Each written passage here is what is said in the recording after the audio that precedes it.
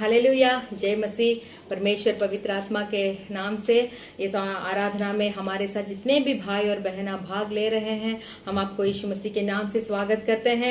उम्मीद रखते हैं कि आप जहां कहीं भी है सही सलामत है और परमेश्वर के विश्वास में आगे बढ़ रहे हैं और आपके संगति परमेश्वर से जुड़ा हुआ है। हालेलुया। तो चलिए थोड़ा देर हम स्तुति कर कर हमारे आराधना को हम शुरू करेंगे। सब अपने अपने आंखें बंद कर लीजिए और अपने हृदय की गहराइयों से आमीन हमारे परमेश्वर को देखकर अपने सारी स्तुतियों को आप परमेश्वर के चरणों में आप समर्पित कर सकते हैं। जो भी स्थिति पे आए हो, जो भी हालात पे आप आए हो, वो सबको भूल जाइए और परमेश्वर की उपस्थिति में अपने आप को उपलब्ध कर लीजिए। Hallelujah, hallelujah. धन्यवाद, धन्यवाद, धन्यवाद पवित्र परमेश्वर, आपका धन्यवाद। यीशु मसीह आपका धन्यवाद। हालेलुया। हम आपकी स्तुति करते हैं, हम आपकी आराधना करते हैं, हम आपकी महिमा देते हैं। आप सर्वशक्त परमेश्वर है, आप सर्वशक्तिमान परमेश्वर है, आप आदि और अंत है, आप एल शडाई है, आप यहोवा यीरे है। आपसे सब कुछ मुमकिन है, आपसे नामुमकिन कुछ भी नहीं है। आपके वचनों से आप सृष्टि करने वाले परमेश्वर है। माँ के कोख में हमारे हड्डियां जो उत्पन्न हुई थी, उस हड्डियां को आपके आंखों ने देखा है। Hallelujah, hallelujah, hallelujah. हम आपकी स्तुति करते हैं, महिमा करते हैं। आप अति योग्य परमेश्वर है, सबसे बड़े सबसे ऊंचे स्थान पे वास करने वाले राजादि राजा। हालेलुया। हमारे परमेश्वर यहोवा आप ही है। हालेलुया। इस दुनिया में आपके अलावा परमेश्वर नहीं, आपके अलावा जीवन दाता नहीं, आपके अलावा जीवन खुदा नहीं। हम आपकी बढ़ाई करते हैं, बढ़ाई करते हैं, बढ़ाई करते हैं। हालेलुया। इस आराधना में जितने भी भाई और बहन हमारे साथ भाग लिए हो, हालेलुया, इस आराधना के द्वारा पवित्र आत्मा हर एक से बात करे। चिंता में आए हो, आंसू बहाकर आए हो, या रोग में आए हो, या तो छुटकारा के लिए आए हो, पाप से छुटकारा के लिए आए हो, जो भी परिस्थिति के द्वारा यहाँ आए हो, परमेश्वर पवित्र आत्मा आज के दिन हालेलुया एक बहुत बड़ा चंगाई के साथ, एक बहुत बड़ा हालेलुया छुटकारा के साथ अपने अपने घर में जाने के लिए आपके आशीर्वाद, हालेलुया आपके उपस्थिति हर एक को भरने के लिए हम मांगते हैं, हर एक को भरने के लिए मांगते हैं। आप ही शुरू से लेकर अंत तक हमें अगुवाई कीजिए। हम कुछ भी नहीं है, सिर्फ आप ही हमारा सब है परमेश्वर। यीशु मसीह के नाम से मांगते हैं पिता, आमीन। Hallelujah, hallelujah. आज का आराधना का दिन परमेश्वर हमें आशीष कर देंगे। जो भी स्थिति पे आए हो सब भूल जाइए। परमेश्वर की आराधना जोर से विश्वास से करने के लिए हमारे साथ जुड़ जाइए। यीशु है सच्चा गडरिया, उसके हम भेड़े हैं। जब यीशु मसीह हमारा चरवाहा है तो हमें चिंता करने का कोई बात नहीं। Hallelujah, hallelujah. हम सब मिलकर यीशु है सच्चा गडरिया, उसके हम भेड़े हैं। आमीन। यीशु है सच्चा गडरिया, उसके हम भेड़े हैं। हरी चराइयों में हमें चराता है। यीशु है सच्चा गडरिया, उसके हम भेड़े हैं। हरी चराइयों में हमें चराता है। वादी पहाड़ों में ले चलता है, जहाँ पर सुखदाई झरने बहते हैं। वादी पहाड़ों में ले चलता है, जहाँ पर सुखदाई झरने बहते हैं। यीशु है सच्चा गडरिया, उसके हम भेड़े हैं। हरी चराइयों में हमें चराता है। यीशु है सच्चा गडरिया, उसके हम भेड़े हैं। हरी चराइयों में हमें चराता है। संकट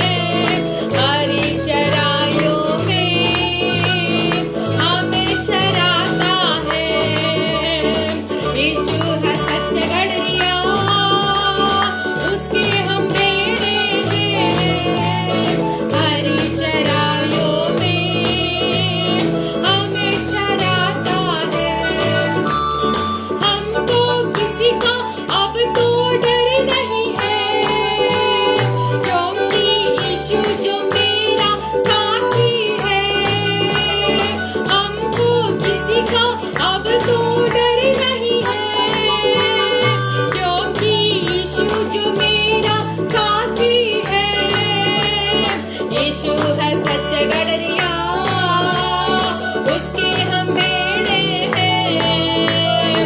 हरी चराइयों में हमें चराता है। सब मिलकर मेरे साथ गाइए, यीशु सच गडरिया, उसके हम भेड़े हैं। हरी चराइयों में हमें चराता है। Hallelujah, hallelujah. देखिए, संकट में मेरी रक्षा वो करता है। जब हम परमेश्वर के वचन को हमारे मुंह से हम दोहराते रहते हैं, हम बोलते रहेंगे कि हाँ, संकट में मेरा यीशु मेरे साथ है, संकट में मेरा प्रभु मेरे साथ है, वो मेरा हाथ को कभी नहीं छोड़ेंगे, वो मुझे कभी भी नहीं त्यागेंगे बोलकर परमेश्वर का वचन को जब हमारे मुंह से हम विश्वास के साथ बोलते रहेंगे तो वचन हमें छुड़ाएगा। हालेलुया। तो आप इस आराधना का समय में ये गीत को जो गाते हैं वो विश्वास के साथ जोर से आप गाने के लिए हम विनती करते हैं। हालेलुया। हमारा दूसरा गाना स्तुति आराधना ऊपर जाती है, आशीष देखो नीचे आती है। सब मिलकर हमें परमेश्वर के सम्मुख में हमारे स्तुतियों को हम चढ़ाएंगे, स्तुतियों को हम उनके चरणों में हम समर्पण करेंगे, तब आशीष हमें ढूंढ कर आएगी। हालेलुया। हम सब मिलकर आमेन। स्तुति आराधना ऊपर जाती है, आशीष देखो नीचे आती है। स्तुति आराधना ऊपर जाती है, आशीष देखो नीचे आती है। प्रभु हमारा कितना महान, देखो हमसे करता है प्यार। प्रभु हमारा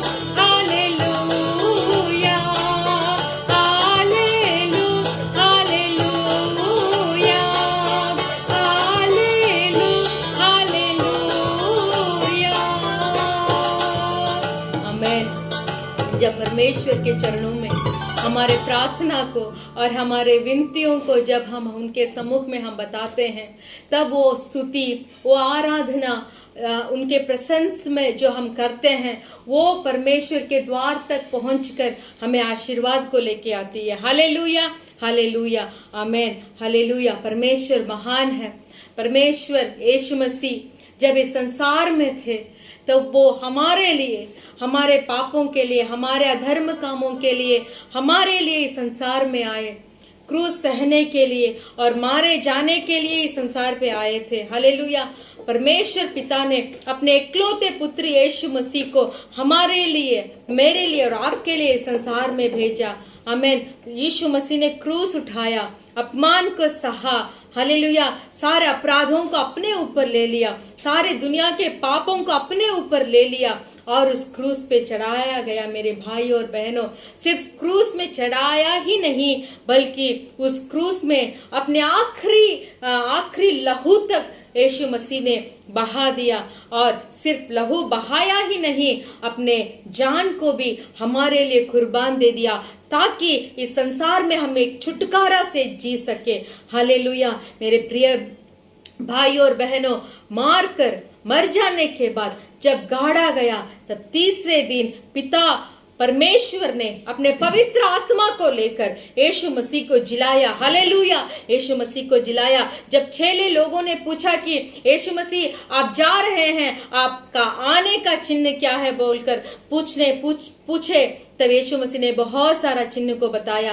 मेरे प्रिय भाई और बहनों, हम भी उसी घड़ी पर है जहां यीशु मसीह आने वाले हैं। हम भी नीले आसमान पर उनके साथ जाएंगे और युगान युग तक परमेश्वर यीशु मसीह के साथ, पवित्र आत्मा के साथ, पिता के साथ युगान युग उस परलोक पे हम वास करने वाले हैं। मेरे साथ मिलकर नीले आसमान के पार जाएंगे। मेरा यीशु रहता वहां, जल्दी ही जल्दी मध्य बादल पर यीशु मसीह आएंगे। हम सब उड़कर एक दिन उनके साथ जाएंगे। Hallelujah, hallelujah. सब मिलकर गाएंगे। नीले आसमां के पार जाएंगे, मेरा यीशु रहता वहां। नीले आसमां के पार जाएंगे, मेरा यीशु रहता वहां। हम मिलेंगे बादलों पर, हम मिलेंगे बादलों पर। देखेगा सारा जहां, देखेगा सारा जहां।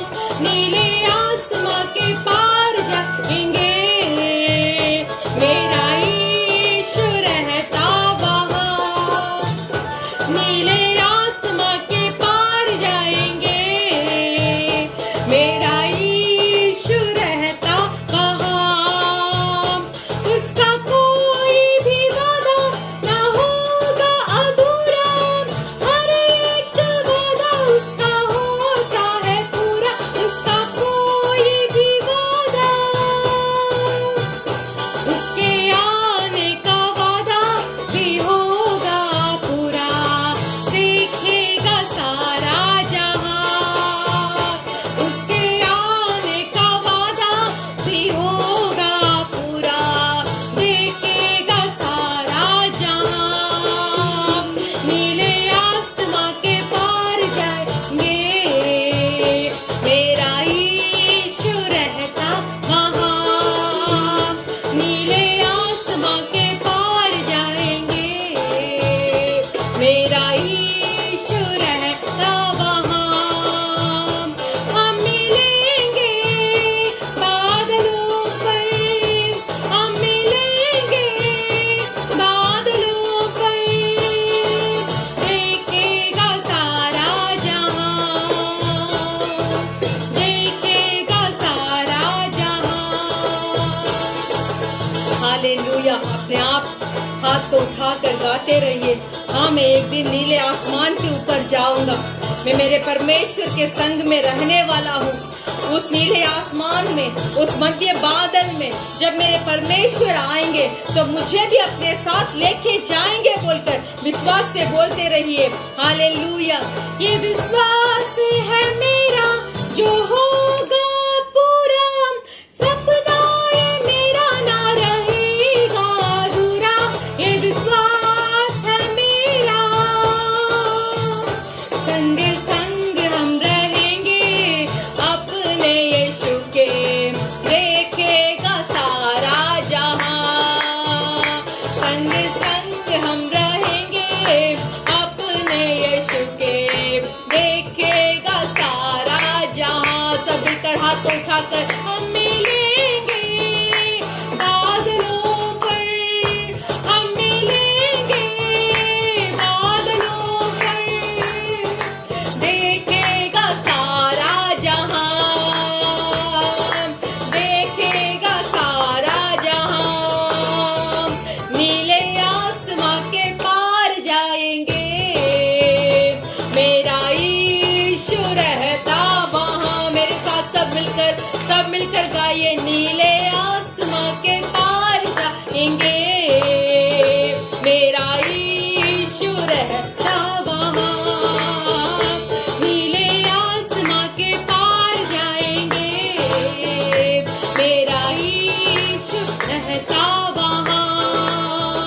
नीले आसमां के पार जाएंगे, मेरा यीशु रहता वहां। Hallelujah hallelujah hallelujah. जोर से तालियां बजाकर हालेलुया। री बाबा शबा रबा रबा, ओरी खाना मला रबा शबादुना मला रबा। Hallelujah hallelujah hallelujah. सब मिलकर परमेश्वर यीशु मसीह को देखकर, परमेश्वर मैंने आपके विरुद्ध हालेलुया, परलोक के विरुद्ध, पिता के विरुद्ध, पवित्र आत्मा के विरुद्ध हालेलुया मैंने पाप किया है। मैं मेरे पाप को आपके सम्मुख में मैं बता देना चाहता हूँ हालेलुया। मुझे मेरे पाप के ऊपर हालेलुया घृणा आती है। जो पाप को मैं नहीं करना चाहता हूँ वो मैं कर लेता हूँ, और जो मुझे पवित्रता से जो मुझे जीना है वो मैं जी नहीं पा रहा हूँ हालेलुया। अपने पाप को, अपने कमियों को, अपने नामुमकिन को इस आराधना का समय में परमेश्वर के सम्मुख में हालेलुया आप रख सकते हैं। परमेश्वर का वचन बताता है, कहाँ ये क्या दो परमेश्वर के नाम में परमेश्वर को पुकारते हैं तब उनका उपस्थिति उनके मध्य पे आ जाता है। आप चाहे कहाँ भी बैठे हो, अकेले कमरे पे बैठे हो या तो गाड़ियों के अंदर बैठकर आराधना कर रहे हो, परमेश्वर पवित्र आत्मा को मुमकिन है हालेलुया होगा कि वो जहां आप बैठकर आराधना कर रहे हैं वो परमेश्वर का उपस्थिति आपको भरेगा हालेलुया। पाप के साथ हम आराधना नहीं कर सकते, पाप के साथ हम परमेश्वर के नजदीक नहीं जा सकते हालेलुया। तो यही समय है सब अपने अपने पापों को परमेश्वर के सम्मुख में हालेलुया बताकर उसे छोड़ देना ही उत्तम काम है हालेलुया हालेलुया हालेलुया। सब बोलिए, यीशु मसीह मैं आपके करीब आना चाहता हूँ। जब मैं आपके करीब आ जाऊंगा तब मेरा जिंदगी बदल जाएगा। जब मैं करीब आ जाऊंगा तब मेरा सब पाप मुझसे दूर हट जाएगा हालेलुया। मेरे साथ सब मिलकर इस आराधना को, गीत को हम गाएंगे हालेलुया। यीशु तेरे करीब आने से जिंदगी मेरी बदल गई। यीशु तेरे छूने से जिंदगी मेरी संवर गई। यीशु तेरे करीब आने से जिंदगी मेरी बदल गई। यीशु तेरे छूने से जिंदगी मेरी संवर गई। तूने मुझे है बचाया, तूने मुझे है सहलाया, तूने मुझे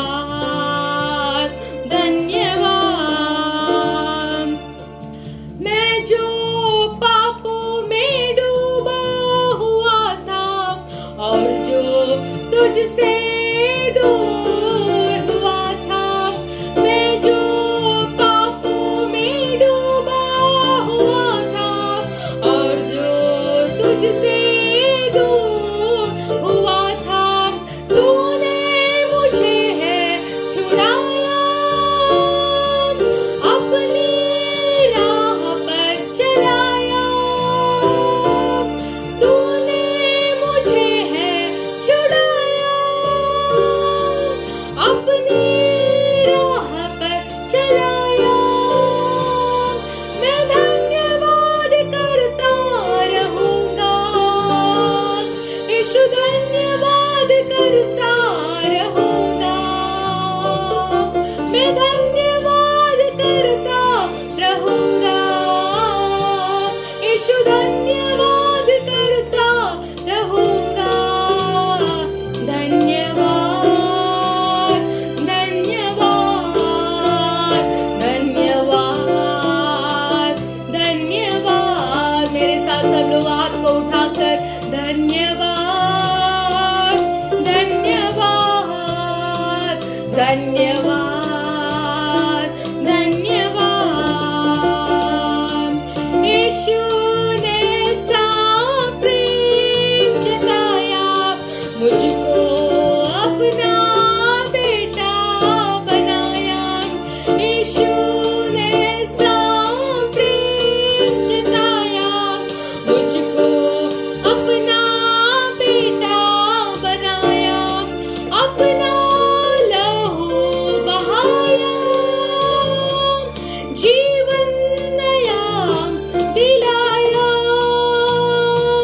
अपना लहू बहाया, जीवन नया दिलाया। मैं धन्यवाद करता रहूंगा, यीशु धन्यवाद करता रहूंगा, मैं धन्यवाद करता रहूंगा, यीशु धन्यवाद करता रहूंगा।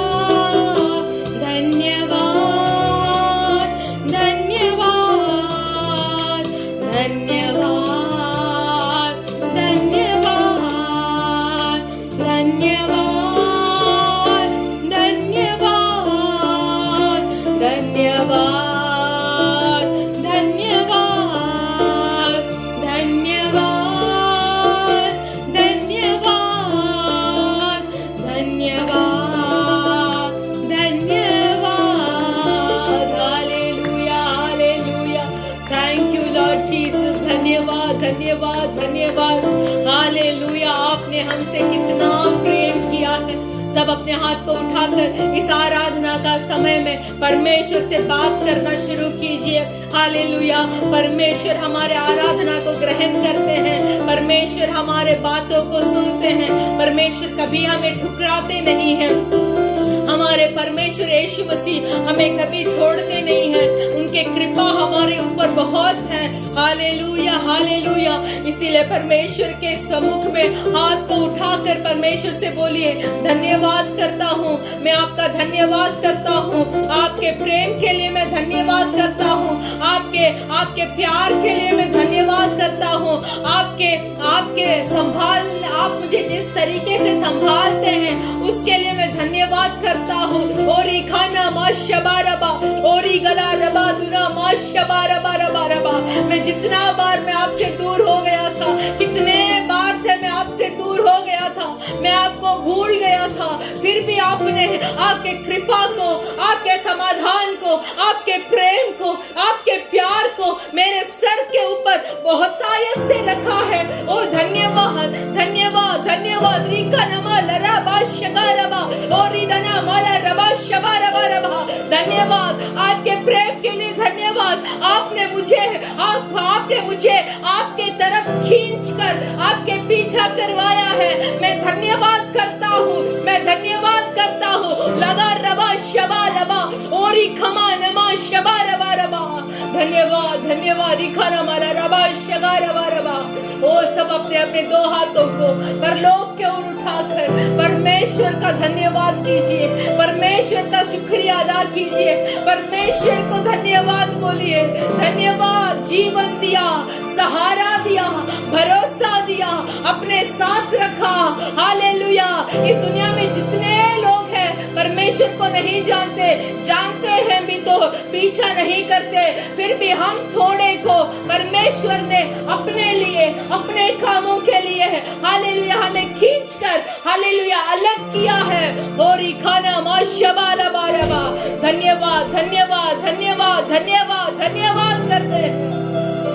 अगर आप हमें याद ना करते, अगर आप हमें याद ना करते परमेश्वर, तो कहीं ना कहीं पाप के दलदल में फंसकर हम खोए जाते। फिर भी आपने हमें याद किया, आपने आपके दया को हमारे ऊपर रखा है, हम धन्यवाद देते हैं। We thank you holy lord, हम आपके धन्यवाद करते हैं। इस आराधना को शुरू से लेकर अंत तक आपके सम्मुख में हम समर्पण करते हैं। आए हुए हर एक भाई और बहन को, हमारे इस आराधना में सहायता के लिए जितने भी भाई और बहन हैं, उनको सब आपके सम्मुख में हम समर्पण कर प्रार्थना करते हैं।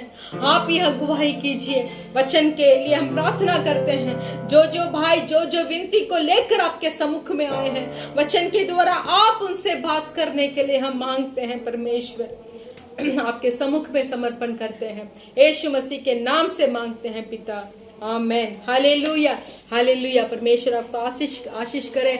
हम जैसे बोले थे, परमेश्वर के सम्मुख में निरंतर स्तुति आराधना करते समय जरूर परमेश्वर हमें एक बार छुटकारा से हमें भरते हैं। Hallelujah hallelujah. तो चलिए हम अपने बाइबल में हमारे भजन संगीता पढ़ेंगे। भजन संगीता का 119 Psalms 119 119 का 137 से लेकर 152 तक हम पढ़ेंगे। Psalms 119 verses 137 to verses 152।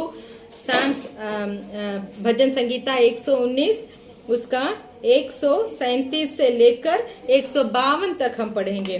परमेश्वर की व्यवस्था का न्याय। हे यहोवा, तू धर्मी है और तेरे नियम सीधे हैं। तूने अपनी चितौनियों को धर्मी और पूरी सत्यता से कहा है। मैं तेरी घुन में भस्म हो रहा हूँ, क्योंकि मेरे सताने वाले तेरे वचनों को भूल गए हैं। तेरा वचन पूरी रीति से ताया हुआ है, इसीलिए तेरा दास उसे प्रीति रखता है। मैं छोटा और तुच्छ हूँ, तो भी मैं तेरे उपदेशों को नहीं भूलता। तेरा धर्म सदा का धर्म है और तेरी व्यवस्था सत्य है। मैं संकट और सकेती में फंसा हूँ, परंतु मैं तेरी आज्ञाओं से सुखी हूँ। तेरी चितौनियां सदा धर्ममय है। तू मुझको समझ दे कि मैं जीवित रहूं। मैंने सारे मन से प्रार्थना की है, यहोवा मेरी सुन ले। मैं तेरी विधियों को पकड़े रहूंगा। मैंने तुझसे प्रार्थना की है, तू मेरा उद्धार कर और मेरे चितौनियों को माना करूंगा और मैं तेरी चितौनियों को माना करूंगा। मैंने पौ फटने से पहले दुहाई दी, मेरी आशा तेरे वचनों पर थी। मेरी आंखें रात के एक एक पहर से पहले खुल गई कि मैं तेरे वचन पर ध्यान करूं। अपनी करुणा के अनुसार मेरी सुन ले, ये यहोवा अपनी रीति के अनुसार मुझे जीवित कर। जो दुष्टता के धुन में है वे निकट आ गए हैं, वे तेरी व्यवस्था से दूर है। हे यहोवा, तू निकट है और तेरी सब आज्ञाएं सत्य है। बहुत समय मैं तेरी चितौनियों को जानता हूँ कि तूने उनकी नींव सदा के लिए डाली है। हालेलुया। परमेश्वर भला है, परमेश्वर का वचन सत्य है। जब हम उस सत्य वचन और सत्य व्यवस्था पर चलेंगे, तब परमेश्वर हमें हर दिन अगुवाई करेंगे। Hallelujah hallelujah. तो चलिए हम सब आंखें बंद कर इस अच्छे भजन संगीता के लिए हम प्रार्थना करेंगे और हम सब देशों के लिए हम प्रार्थना करेंगे। हालेलुया। सब अपने अपने आंख बंद कर लीजिए। Hallelujah hallelujah. परमेश्वर, हम इस पवित्र बाइबल के लिए हम धन्यवाद बोलते हैं। जो पवित्र बाइबल गए हुए समय को हमें दिखाई है और अब जो हो रहा है उसको भी हमें दिखा रही है। अब जो होने वाला है उसे भी भविष्य के द्वारा पवित्र आत्मा ने इन वचनों के द्वारा हमें दे दिया है। इस पवित्र बाइबल के लिए हम धन्यवाद बताते हैं। एक एक वचन जो वचन हमें आशीष देती है, जो वचन हमें तसल्ली देती है, जो वचन हमें चितौनियों देती है, जो वचन हमें दंड के बारे में बताती है, और जो वचन आपके प्रेम को दिखाती है, वो सब वचनों के लिए हम धन्यवाद कहते हैं। अगर पवित्र आत्मा का लिखा हुआ ये वचन हमारे आंखों में नहीं पड़ता तो कहीं ना कहीं हम भटक गए होते। आपने हमें भी चुना है, इस पवित्र बाइबल को हमारे हाथों पे दिया है। हालेलुया, इसके लिए हम धन्यवाद बोलते हैं। कितना समय था कि हमने इस बाइबल को नहीं पढ़ा था, इस बाइबल को हमने मुड़कर भी नहीं देखा था, फिर भी परमेश्वर यहोवा आज हम एक निर्णय लेते हैं कि रोज हमें बाइबल पढ़ने का, अगर ऐसा हो कि हम अगर लगभग एक अध्याय हम पढ़कर हम उस वचन के बारे में ध्यान करें, ताकि पवित्र आत्मा उस वचन के द्वारा आप हमसे बात करने के लिए धन्यवाद बोलते हैं। हमारे संसार के सारे लोगों को आपके हाथों पे हम समर्पण करते हैं। संसार के जितने भी लोग हैं परमेश्वर, वो सब यीशु मसीह ही जिंदा खुदा है बोलकर उनके आंखें जानकर उनके आंखें खोलने के लिए हम प्रार्थना करते हैं। आपने सब मनुष्यों को सृष्टि किया है, आपने सब मनुष्य को जाना है। आपके जाने बिना कोई भी मनुष्य संसार पे उत्पन्न नहीं हुआ है। हम इसीलिए हम सब दुनिया के लोगों के लिए हम प्रार्थना करते हैं। मानव जातियों के लिए हम प्रार्थना करते हैं। मानव जाति जो पहाड़ों पे रहते हैं, गुफाओं पे रहते हैं, जंगल के अंदर रहते हैं, हालेलुया, जहां अभी तक रोशनी नहीं पहुंची है, जहां अभी तक बिजली नहीं पहुंची है परमेश्वर, वो उस तरीके के लोगों को जो दाएं और बाएं हाथ के फर्क भी नहीं जानते हैं, उन लोगों को आपके हाथों में हम समर्पण कर इस समय हम प्रार्थना करते हैं कि आपके आगमन से पहले संसार के सारे मानव जाति आपके बारे में जानकारी होने के लिए और यीशु मसीह ही सच्चा खुदा है बोलकर जानकारी होने के लिए हम प्रार्थना करते हैं। परमेश्वर यहोवा धन्यवाद बताते हैं। इस महामारी से जल्दी ही जल्दी एक छुटकारा दीजिए, हमारे कलीसिया जल्दी ही जल्दी खोले, हम सब एक साथ मिलकर हम प्रार्थना आराधना करने के लिए परमेश्वर हमारे लिए एक द्वार खोल के रखिए। परमेश्वर धन्यवाद करते हैं, धन्यवाद करते हैं। संदेश के समय को आपके हाथों में समर्पण करते हैं। एक एक वचन से हर एक के साथ आप बात कीजिए, आपके सम्मुख में समर्पण करते हैं। यीशु मसीह के नाम से मांगते हैं पिता, आमेन, हालेलुया। हमारा कलीसिया का सूचना ये है कि हमारे कलीसिया शुक्रवार के दिन शाम को 4 बजे से लेकर 6 बजे तक होता है। हम आपसे विनती करते हैं कि सुबह से थोड़ा तैयारियों होकर आप हमारे आराधना में भाग लीजिए, वचन को ध्यान से सुनिए। पवित्र आत्मा हर एक के साथ आपके साथ बात करेंगे। परमेश्वर आपको आशीष करेंगे, आमेन, हालेलुया।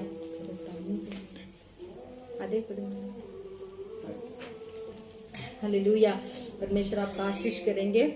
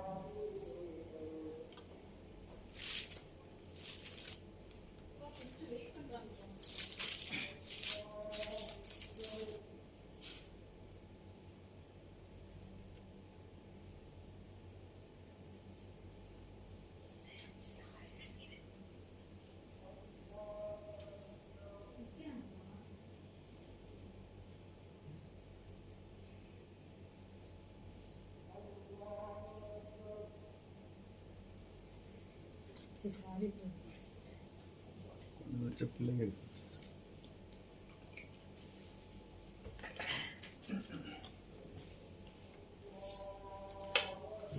ஹalleluya हालेलुया। ஆண்டவரே இயேசு கிறிஸ்து நாமத்தினால உங்களை ஒவ்வொரு வாழ்த்துக் கொள்கிறோம். परमेश्वर यीशु मसीह के नाम से हर एक को हम स्वागत करते हैं। தொடர்ந்து அதிகமாய் ஜெபித்துக் கொள்ளுங்கள்.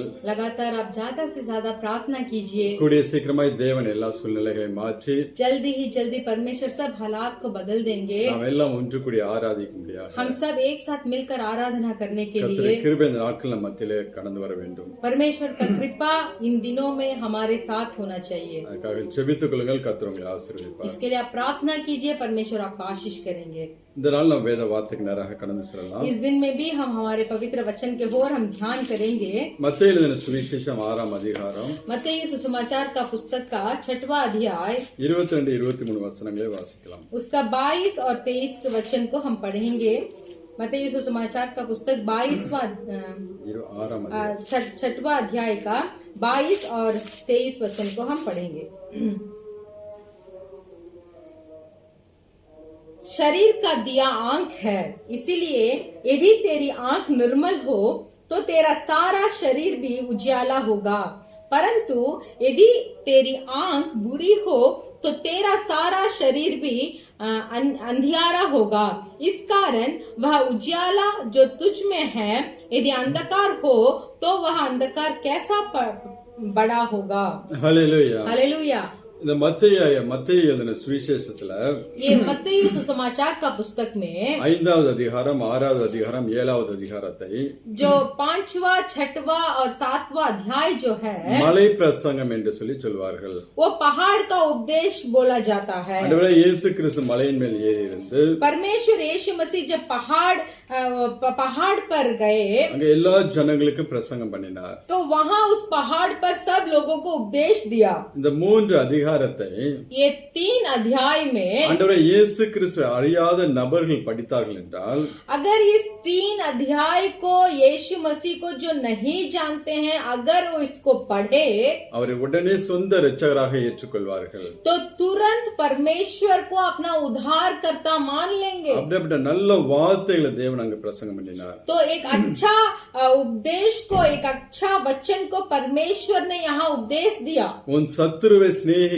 வேண்டும் என்று சொல்லி இந்த பிரசங்கத்துல சொல்லுகிறார். अपने शत्रु से तू स्नेह कर नहीं तो प्रेम कर बोलकर इन्हीं अध्याय में परमेश्वर ने बोला है। அவர்களை ஆசீர்வதிக்க வேண்டும் என்று சொல்லி இங்க பிரசங்கம் பண்ணுகிறார். तो यहाँ उपदेश देते हैं कि तेरे शत्रु को तो आशीर्वाद दे। இது வேற எந்த ஒரு மதத்திலும் காணப்படாத நல்ல ஒரு வார்த்தை. तो देखिए ये इस तरीके के उपदेश को और कोई मत में नहीं कहा गया। படிக்கக்கூடிய புறஜாதிகள் ஆண்டவரை அவ்வளவாய் நேசிக்கிறவர்களாக மாறுவார்கள். तो जो अन्य लोग जो परमेश्वर को नहीं जानते हैं वो इन वचन को अगर पढ़ेंगे तो परमेश्वर से तुरंत स्नेह करने लगेंगे। இந்த மலை பிரசங்கத்துல ये पहाड़ी उपदेश நம்முடைய में கண்களை குறித்து ஒரு வார்த்தை ஆண்டவரை இயேசு கிறிஸ்து இங்கே சொல்லுகிறார். तो देखिए इस पहाड़ी उपदेश में हमारे आंख के बारे में प्रभु यीशु मसीह ने कुछ उपदेश दिया।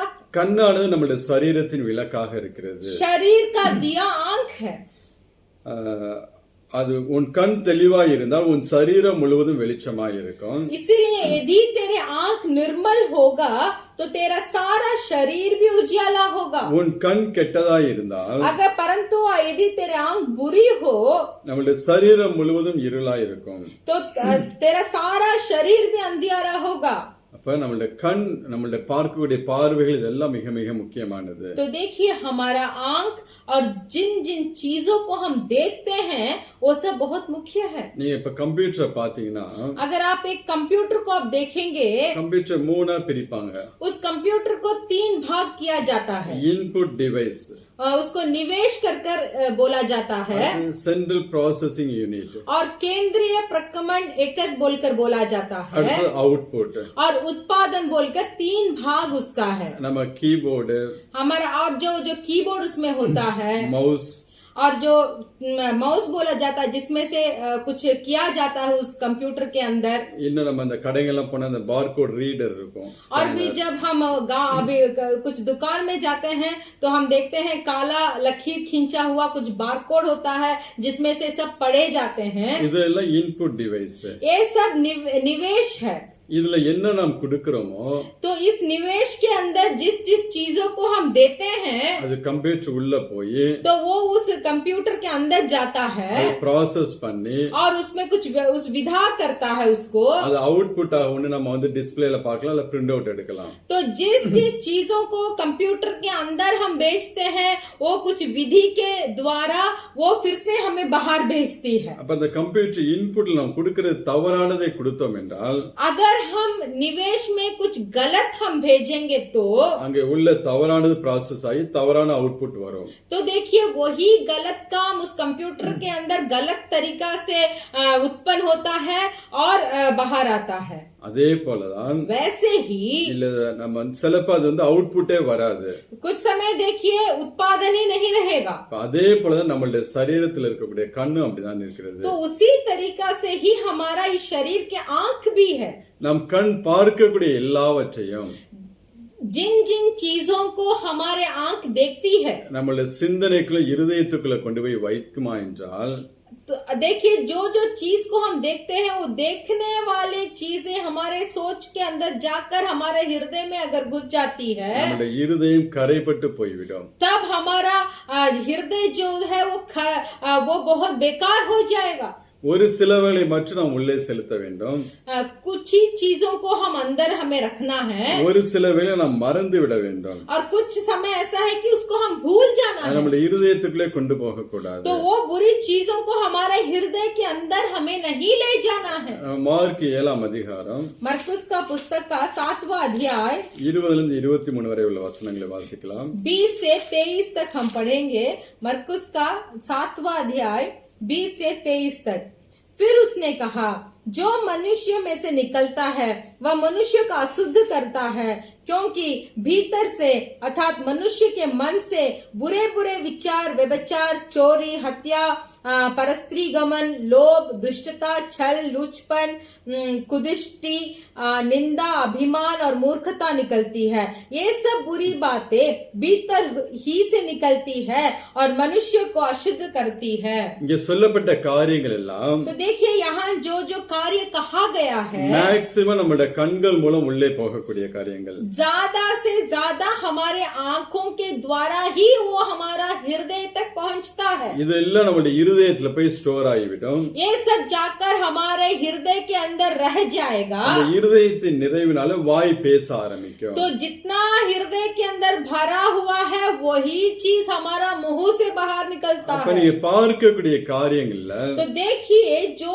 जो कार्य को आप देखते हैं நல்லவைகளை மாத்திரம் நீங்க உள்ளே கொண்டு போனால் अगर उस जो देखने के चीजों में जो भला है उस भलाई को अगर आप अंदर लेके जाएंगे உங்களுடைய இருதயத்துல நல்ல காரியங்கள் மாத்திரம் இருக்கும்। तब आपके हृदय में सिर्फ भला काम ही रहेगा। உங்க வாயின் வார்த்தைகள் நல்லவைகளை குறித்து பேசக்கூடியதாக तो இருக்கும்। देखिए आपके मुंह में से जो शब्द निकलेगा वो भी भलाई का शब्द ही निकलेगा।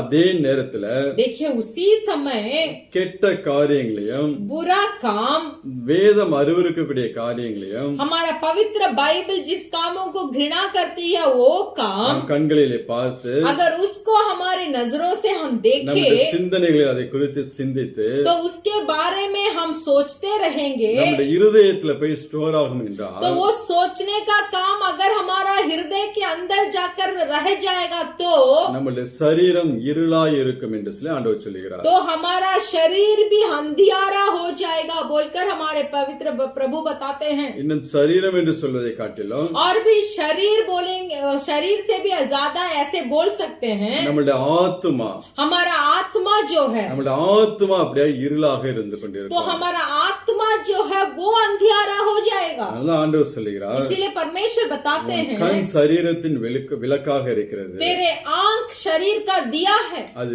தெளிவாய் இருந்தால் अगर वो निर्मल होगा உன் சரீரம் முழுவதும் முழுவதும் வெளிச்சமாய் இருக்கும். तो तेरा पूरा शरीर भी उजियाला रहेगा. அது கெட்டதா இருந்தால் अगर वो अशुद्ध रहेगा சரீரம் முழுவதும் இருளாய் இருக்கும் என்று तो சொல்லி तेरा ஆண்டவர் சொல்கிறார். पूरा शरीर अंधकार हो जाएगा. இருள் என்றால் अंधियारा मतलब தடுமாற்றம் நிறைந்த ஒரு வாழ்க்கை. एक सीधा सादा से हम नहीं चल सकते, बहुत बिगड़ा हुआ जीवन रहेगा. ஒரு மனுஷன் இருள்ல நடக்கும்போது देखिए अगर एक मनुष्य अंधियारा में जाता है அதாவது கல்லு தடுக்கி கீழே விழக்கூடிய சூழ்நிலை तो உண்டாகும். ऐसे हालत हो सकता है कि कोई पत्थर ठोक कर वो नीचे गिरे. போகிற வழியில் ஏதாவது செவுரு இருந்தால் देखिए वो अंधियारा में जब जाता है उसके सामने अगर कुछ दीवार रहेगा அதுல போய் அவர்கள் இடித்துக் கொள்வார்கள். तो वो दीवार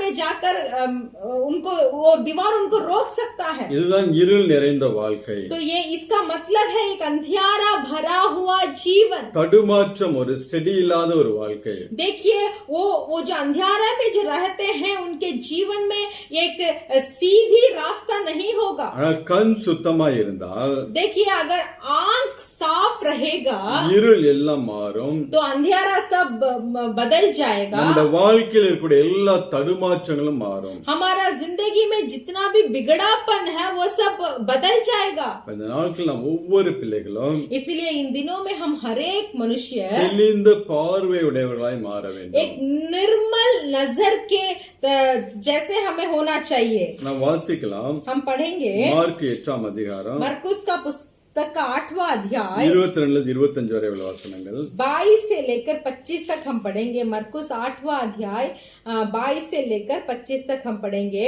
वे बेत्सैदा में आए और लोग एक अंधे को उसके पास ले आए और उससे विनती की कि उसको छुए. वह उस अंधे के हाथ पकड़कर उसी गांव के बाहर ले गए और उसके आंखों में थूक कर उस पर हाथ रखे और उससे पूछा, क्या तू कुछ देखता है? उसने आंख उठाकर कहा, मैं मनुष्य को देखता हूँ, वे मुझे चलते हुए पेड़ों जैसे दिखाई देते हैं. तब उसने दोबारा उसकी आंखों पर हाथ रखे और अंधे ने ध्यान से देखा. वह चंगा हो गया और सब कुछ साफ साफ देखने लगा. ஆண்டவரே இயேசு கிறிஸ்து குருடனை கொண்டு வருகிறார்கள். देखिए यहाँ परमेश्वर यीशु मसीह के पास एक अंधे मनुष्य को लेके आते हैं. அவனை பார்வையடைய செய்ய வேண்டும் என்று சொல்லி ஜெபிக்கிறார்கள். वो उनसे प्रार्थना करते हैं कि ये अंधे को देखना है. ஆண்டவரே இயேசு கிறிஸ்து அவன் கண்களில் உமிழ்ந்து परमेश्वर यीशु मसीह उसकी आंखों में थूक कर அவனுக்கு ஒரு சுகத்தை கொடுக்கிறார். तो वहाँ उस अंधे मनुष्य को एक चंगाई मिलती है. நீ என்ன காண்கிறாய் என்று சொல்லி ஆண்டவர் கேட்கும்போது तब यीशु मसीह ने पूछा कि तू क्या देख रहा है? நடக்கிற மனுஷர்களை மரங்களைப் போல காண்கிறேன் என்று சொல்லி சொல்கிறார். तो अंधा मनुष्य उत्तर देता है कि मैं मनुष्यों को देखता हूँ जो एक चलते हुए पेड़ के तरह दिखाई देते हैं. இப்ப இங்க யார் சைடு மிஸ்டேக் இருக்கு? तो देखिए ऐसे ये यहाँ कुछ गलत है. वो गलत किसके ऊपर है? குருடனுடைய பார்வை இன்னும் சரியாகவில்லை. अंधे का आंख अभी तक ठीक नहीं हुआ. மனிதர்கள்லாம் அப்படியே தான் நின்று கொண்டிருக்கிறார்கள். मनुष्य तो वैसे ही खड़े हैं. ஆனால் இந்த குருடைய கண்களை சுகமாக்கின ஆண்டவர் फिर भी इस अंधे के आंखों को जो चंगाई दिया परमेश्वर சரியான ஒரு விடுதலையை பெற்றுக்கொள்ளவில்லை. वो एक पूरा तरीके का एक चंगाई को उस मनुष्य को नहीं दिया. பின்பு ஆண்டவர் மேல் கைகளை வைத்து फिर और एक बार यीशु मसीह ने उस अंधे के ऊपर हाथ रखा. அவனை பார்க்கும்படி சொல்லுகிறார். तो उसे देखने के लिए कहा. அப்பொழுது அவன் சொஸ்தமடைந்து யாவரையும் தெளிவாய் கண்டான் என்று சொல்லி வசனம் சொல்லுகிறார். तो यहाँ वचन बताता है वह चंगा हो गया और सब कुछ साफ साफ देखने लगा. அதே நேரத்தில் நாம் பத்தமேயு என்கிற குருடனுடைய வாழ்க்கையை பார்த்தோம் என்றால் उसी समय हम बर्तिमेयु बोलकर एक अंधा है उसका जीवन को अगर हम देखेंगे மார்க் 10ஆம் அதிகாரம் 50 51 52 வசனங்களை வாசிக்கலாம். मरकुस का 10वां अध्याय उसका 51 और 52 को हम पढ़ेंगे. इस पर यीशु ने कहा, तू क्या चाहता है कि मैं तेरे लिए करूं? अंधे ने उससे कहा, हे रब्बी, यह कि मैं देखने लगूं. यीशु ने उससे कहा, चला जा, तेरा विश्वास ने तुझे चंगा कर दिया है। वह तुरंत देखने लगा और मार्ग में उसके पीछे हो लिया। அதே ஆண்டவராய் இயேசு கிறிஸ்து தான் वही परमेश्वर यीशु मसीह இங்க பத்துமை மேல கைகளை வைத்தபோது जब यहाँ बर्तिमाई के ऊपर हाथ रखा, அவன் உடனே பார்வை அடைந்து பரிபூர்ண சுகத்தை பெற்றுக்கொண்டான். वो तुरंत चंगा पाया, वो तुरंत देखने लगा और तुरंत चंगा पाया। ஆனால் அதே நேரத்துல देखिए उसी समय இந்த குருடனை பார்த்தோம் என்றால் पहले जो अंधा को हमने देखे तो उसको अगर आप देखेंगे तो அவன் மனிதர்களை மரங்களைப் போல நான் பார்க்கிறேன் என்று சொல்லுகிறான். वो बोलने लगा कि मैं मनुष्यों को एक चलता हुआ पेड़ के जैसा देखता हूँ। மீண்டுமாய் அவனுடைய கண்களை கைகளை வைத்து ஆண்டவர் ஆசீர்வதிக்கும் போது ஒரு பார்வையை பெற்றுக் கொள்கிறான். तो देखिए ऐसे कहने के बाद फिर से परमेश्वर ने उस अंधे के ऊपर आंख जब हाथ रखा तब वो एक अच्छा चंगाई को पाते हैं। இன்னைக்கு अनेक தேவ பிள்ளைகளோட வாழ்க்கையிலும் आज बहुत सारे ईसाई लोगों के जीवन में இந்த மாதிரி காரியங்கள் இருப்பதை நாம் பார்க்க முடிகிறது. इस तरीके के कार्य को हम देख सकते हैं। சில மனிதர்கள் कुछ मनुष्य நல்ல பரிபூர்ண விடுதலையை பெற்றுக் கொள்கிறார்கள், एक अच्छा छुटकारा, परिपूर्ण छुटकारा को पा लेते हैं, அதன்படி வாழ ஆரம்பிக்கிறார்கள். तो उस छुटकारा के अनुसार जीना शुरू करते हैं। தேவனுக்கென்று பிரித்தெடுக்கப்பட்ட வாழ்க்கை வாழ ஆரம்பிக்கிறார்கள். परमेश्वर के लिए एक अलग किया हुआ जीवन को जीना शुरू करते हैं। ஆனால் சில மனிதர்கள் फिर भी कुछ लोग ऐसा है ஆண்டவரிடமிருந்து விடுதலையை பெற்றுக் கொண்டிருந்த போதிலும் परमेश्वर के हाथों से छुटकारा पा लेते हैं, அவருடைய கண்கள் இன்னும் ஒரு தெளிவான பார்வை கிடைக்காமல் இருக்கிறது. फिर भी उनके आंख में एक साफ सुथरा नजर अभी तक नहीं आया। அப்படியாப்பட்ட நபர்களை, तो उन लोगों को, மனிதர்களை उन मनुष्यों को தேவன் இந்த நாட்களிலே பரிபூர்ண ஒரு கண் பார்வையை கொடுக்கும்படியாக விரும்புகிறார். तो परमेश्वर चाहते हैं कि जो आधे चीजों को देखने वाले उन लोगों को आज के दिन में एक परिपूर्ण छुटकारा देना चाहते हैं। அவனுடைய கண்களிலே கழிக்கம் போடும்படியாக தேவன் விரும்புகிறார். நாம் வாசிக்கலாம் வெளிப்படுத்தல் 3ஆம் அதிகாரம். हम पढ़ेंगे प्रकाशित वाक्य का पुस्तक का 3रा अध्याय 17-18 वचनங்களை வாசிக்கலாம். उसका 17 और 18 वचन को हम पढ़ेंगे। तू कहता है कि मैं धनी हूँ और तू कहता है कि मैं धनी हूँ और धनवान हो गया हूँ और मुझे किसी वस्तु की घटी नहीं, और यह नहीं जानता कि तू अभागा और तुच्छ और कंगाल और अंधा और नंगा है। इसीलिए मैं तुझे सम्मति देता हूँ कि आग में ताया हुआ सोना मुझसे मोल ले कि तू धनी हो जाए, और सफेद वस्त्र ले ले कि पहनकर तुझे अपने नंगेपन की लज्जा ना हो, और अपनी आंखों में लगाने के लिए सुमर ले कि तू देखने लगे। ஆண்டவராய் இயேசு கிறிஸ்து சொல்கிறார், यहाँ परमेश्वर यीशु मसीह बताते நீ हैं பார்வை அடையும்படிக்கு तू देखने के लिए உன் கண்களுக்கு अपनी आंखों में கழிக்கம் போட வேண்டும் என்று உனக்கு ஆலோசனை சொல்லுகிறேன். अपनी आंखों में लगाने के लिए सुमर ले की तू देखने लगे। அது ஐ டிராப்ஸ், அதான ஹிந்தில वो कुछ ऐसे दवा के जैसा है। ஐ டிராப்ஸ்னு வச்சுக்கீங்களா. वो कुछ आंखों में ऐसे कुछ आंख खराब हो जाती है तो हमारे वैद्य लोग पानी के जैसे कुछ देते हैं ना आंख में लगाने के लिए, वो तरीका का एक அப்ப वस्तु நாம் है। பார்வை அடையும்படிக்காக तो देखिए अगर हमें देखना है तो தேவனுடைய ஆசீர்வாதங்களை பார்க்கும்படியாக परमेश्वर के आशीर्वाद को अगर हमारे आंखों से हमें देखना है तो அந்த பரலோக ராஜ்யத்தை பார்க்கும்படியாக उस परलोक राज्य को हमें देखना है तो தேவன் இந்த நாளில் நம்முடைய கண்களுக்கு ஒரு டிராப்ஸ் போட விரும்புகிறார். तो परमेश्वर चाहते हैं कि हमारा आंख सही तरीका से देखने के लिए हमारे आंखों में कुछ पानी का बूंद डाले। அப்பதான் நம்முடைய பார்வையில் தெளிவாகும், நம்முடைய கண்களில் ஒரு தெளிவான பார்வை இருக்கும். जब परमेश्वर ये चीज को हमारे साथ करेंगे तभी हम साफ सुथरा से देख सकते हैं। அது மாத்திரம் நம்முடைய ஆவி, ஆத்மா, சரீரமும் வெளிச்சமாக இருக்கும். तो सिर्फ वही नहीं, हमारा आत्मा, हमारा प्राण, हमारा शरीर सब उजियाला रहेगा। நம்முடைய வாழ்க்கையில் இருக்கக்கூடிய எல்லா தடுமாற்றங்களும் மாறி போய்விடும். हमारा जीवन में जितना भी बिगड़ापन है वो सब हमसे दूर चले जाएगा। அப்ப நாம் தெளிந்த பார்வையுள்ளவர்களாய் மாற तो देखिए एक निर्मल तरीके से हमें देखना है तो நாம் என்ன செய்ய வேண்டும்? हमको क्या करना है? 3 காரியங்களை இந்த நாட்கள் நாம் தியானிக்க போகிறோம். 3 कार्य के बारे में आज हम ध्यान करेंगे। ஒன்னு நம்மளுடைய கண்களை ஒரு உடன்படிக்கை பண்ண வேண்டும். पहला, हमारे आंखों के साथ हमें एक वाचा बांधना है। இரண்டாவதாக दूसरा, நம்மளுடைய கண்கள் ஆண்டவராகிய இயேசு கிறிஸ்துவை நோக்கி இருக்க வேண்டும். हमारे नजर हर पल परमेश्वर यीशु मसीह के ऊपर ही रहना चाहिए। மூன்றாவதாக तीसरा, நம்மளுடைய கண்கள் புறா கண்களை போல மாற வேண்டும். हमारा आंखें एक कबूतर की आंखों की तरह बदलना चाहिए। இந்த மூணு காரியங்களை நம்ம சரிப்படுத்திக் கொண்டோம் என்றால் अगर इस 3 कार्य को हम सही तरह से करेंगे, நம்முடைய பார்வையில் ஒரு தெளிவு இருக்கும். तब हमारे नजर में एक सफाई होगा। நம்முடைய ஆவி ஆத்மா சரீரம் எப்பொழுதும் வெளிச்சம் உள்ளதாக இருக்கும். हमारे प्राण, हमारा आत्मा और हमारा शरीर हर पल उजाला ही रहेगा। முதலாவது நாம் பார்க்கலாம். तो पहला हम देखेंगे யோபு 31 அதிகாரம் 1 2 3 வசனங்களை வாசிக்கலாம். अय्यूब का पुस्तक का 31 अध्याय का पहले 2 वचन को हम पढ़ेंगे। पहले 3 वचन को हम पढ़ेंगे। अय्यूब का 31 अध्याय का 1, 2 और 3। मैंने अपनी आंखों के साथ वाचा बांधी है, फिर मैं किसी कुंवारी पर कैसे आंख लगाऊं? क्योंकि परमेश्वर स्वर्ग से कौन सा भाग और सर्वशक्तिमान ऊपर से कौन सी सम्मति बांटता है? क्या वह कुटिल मनुष्यों के लिए विपत्ति और अनर्थ काम करने वालों के लिए सत्यानाश का कारण नहीं है? இங்க யோபு சொல்கிறார், यहाँ अय्यूब बोलते हैं, என் கண்களோடு உடன்படிக்கை பண்ணின நான் मैंने अपनी आंखों के साथ वाचा बांधी है, ஒரு கன்னிகையின் மேல் நினைவாய் இருப்பது எப்படி? फिर मैं किस कुंवारी पर कैसे आंख लगाऊं? இரண்டாவது வசனத்தில் சொல்கிறார், दूसरा वचन में बताते हैं, அப்பொழுது क्योंकि உன்னதத்திலிருந்து தேவன் அளிக்கும் பங்கும் सर्वशक्तिमान क्योंकि परमेश्वर स्वर्ग से कौन सा भाग, உன்னதத்திலிருந்து சர்வ வல்லவர் கொடுக்கும் சுதந்திரம் கிடைக்குமோ என்று சொல்கிறார். देखिए दूसरा वचन में ऐसे कहा गया है, क्योंकि परमेश्वर स्वर्ग से कौन सा भाग और सर्वशक्तिमान ऊपर से कौन सी संपत्ति बांटता है?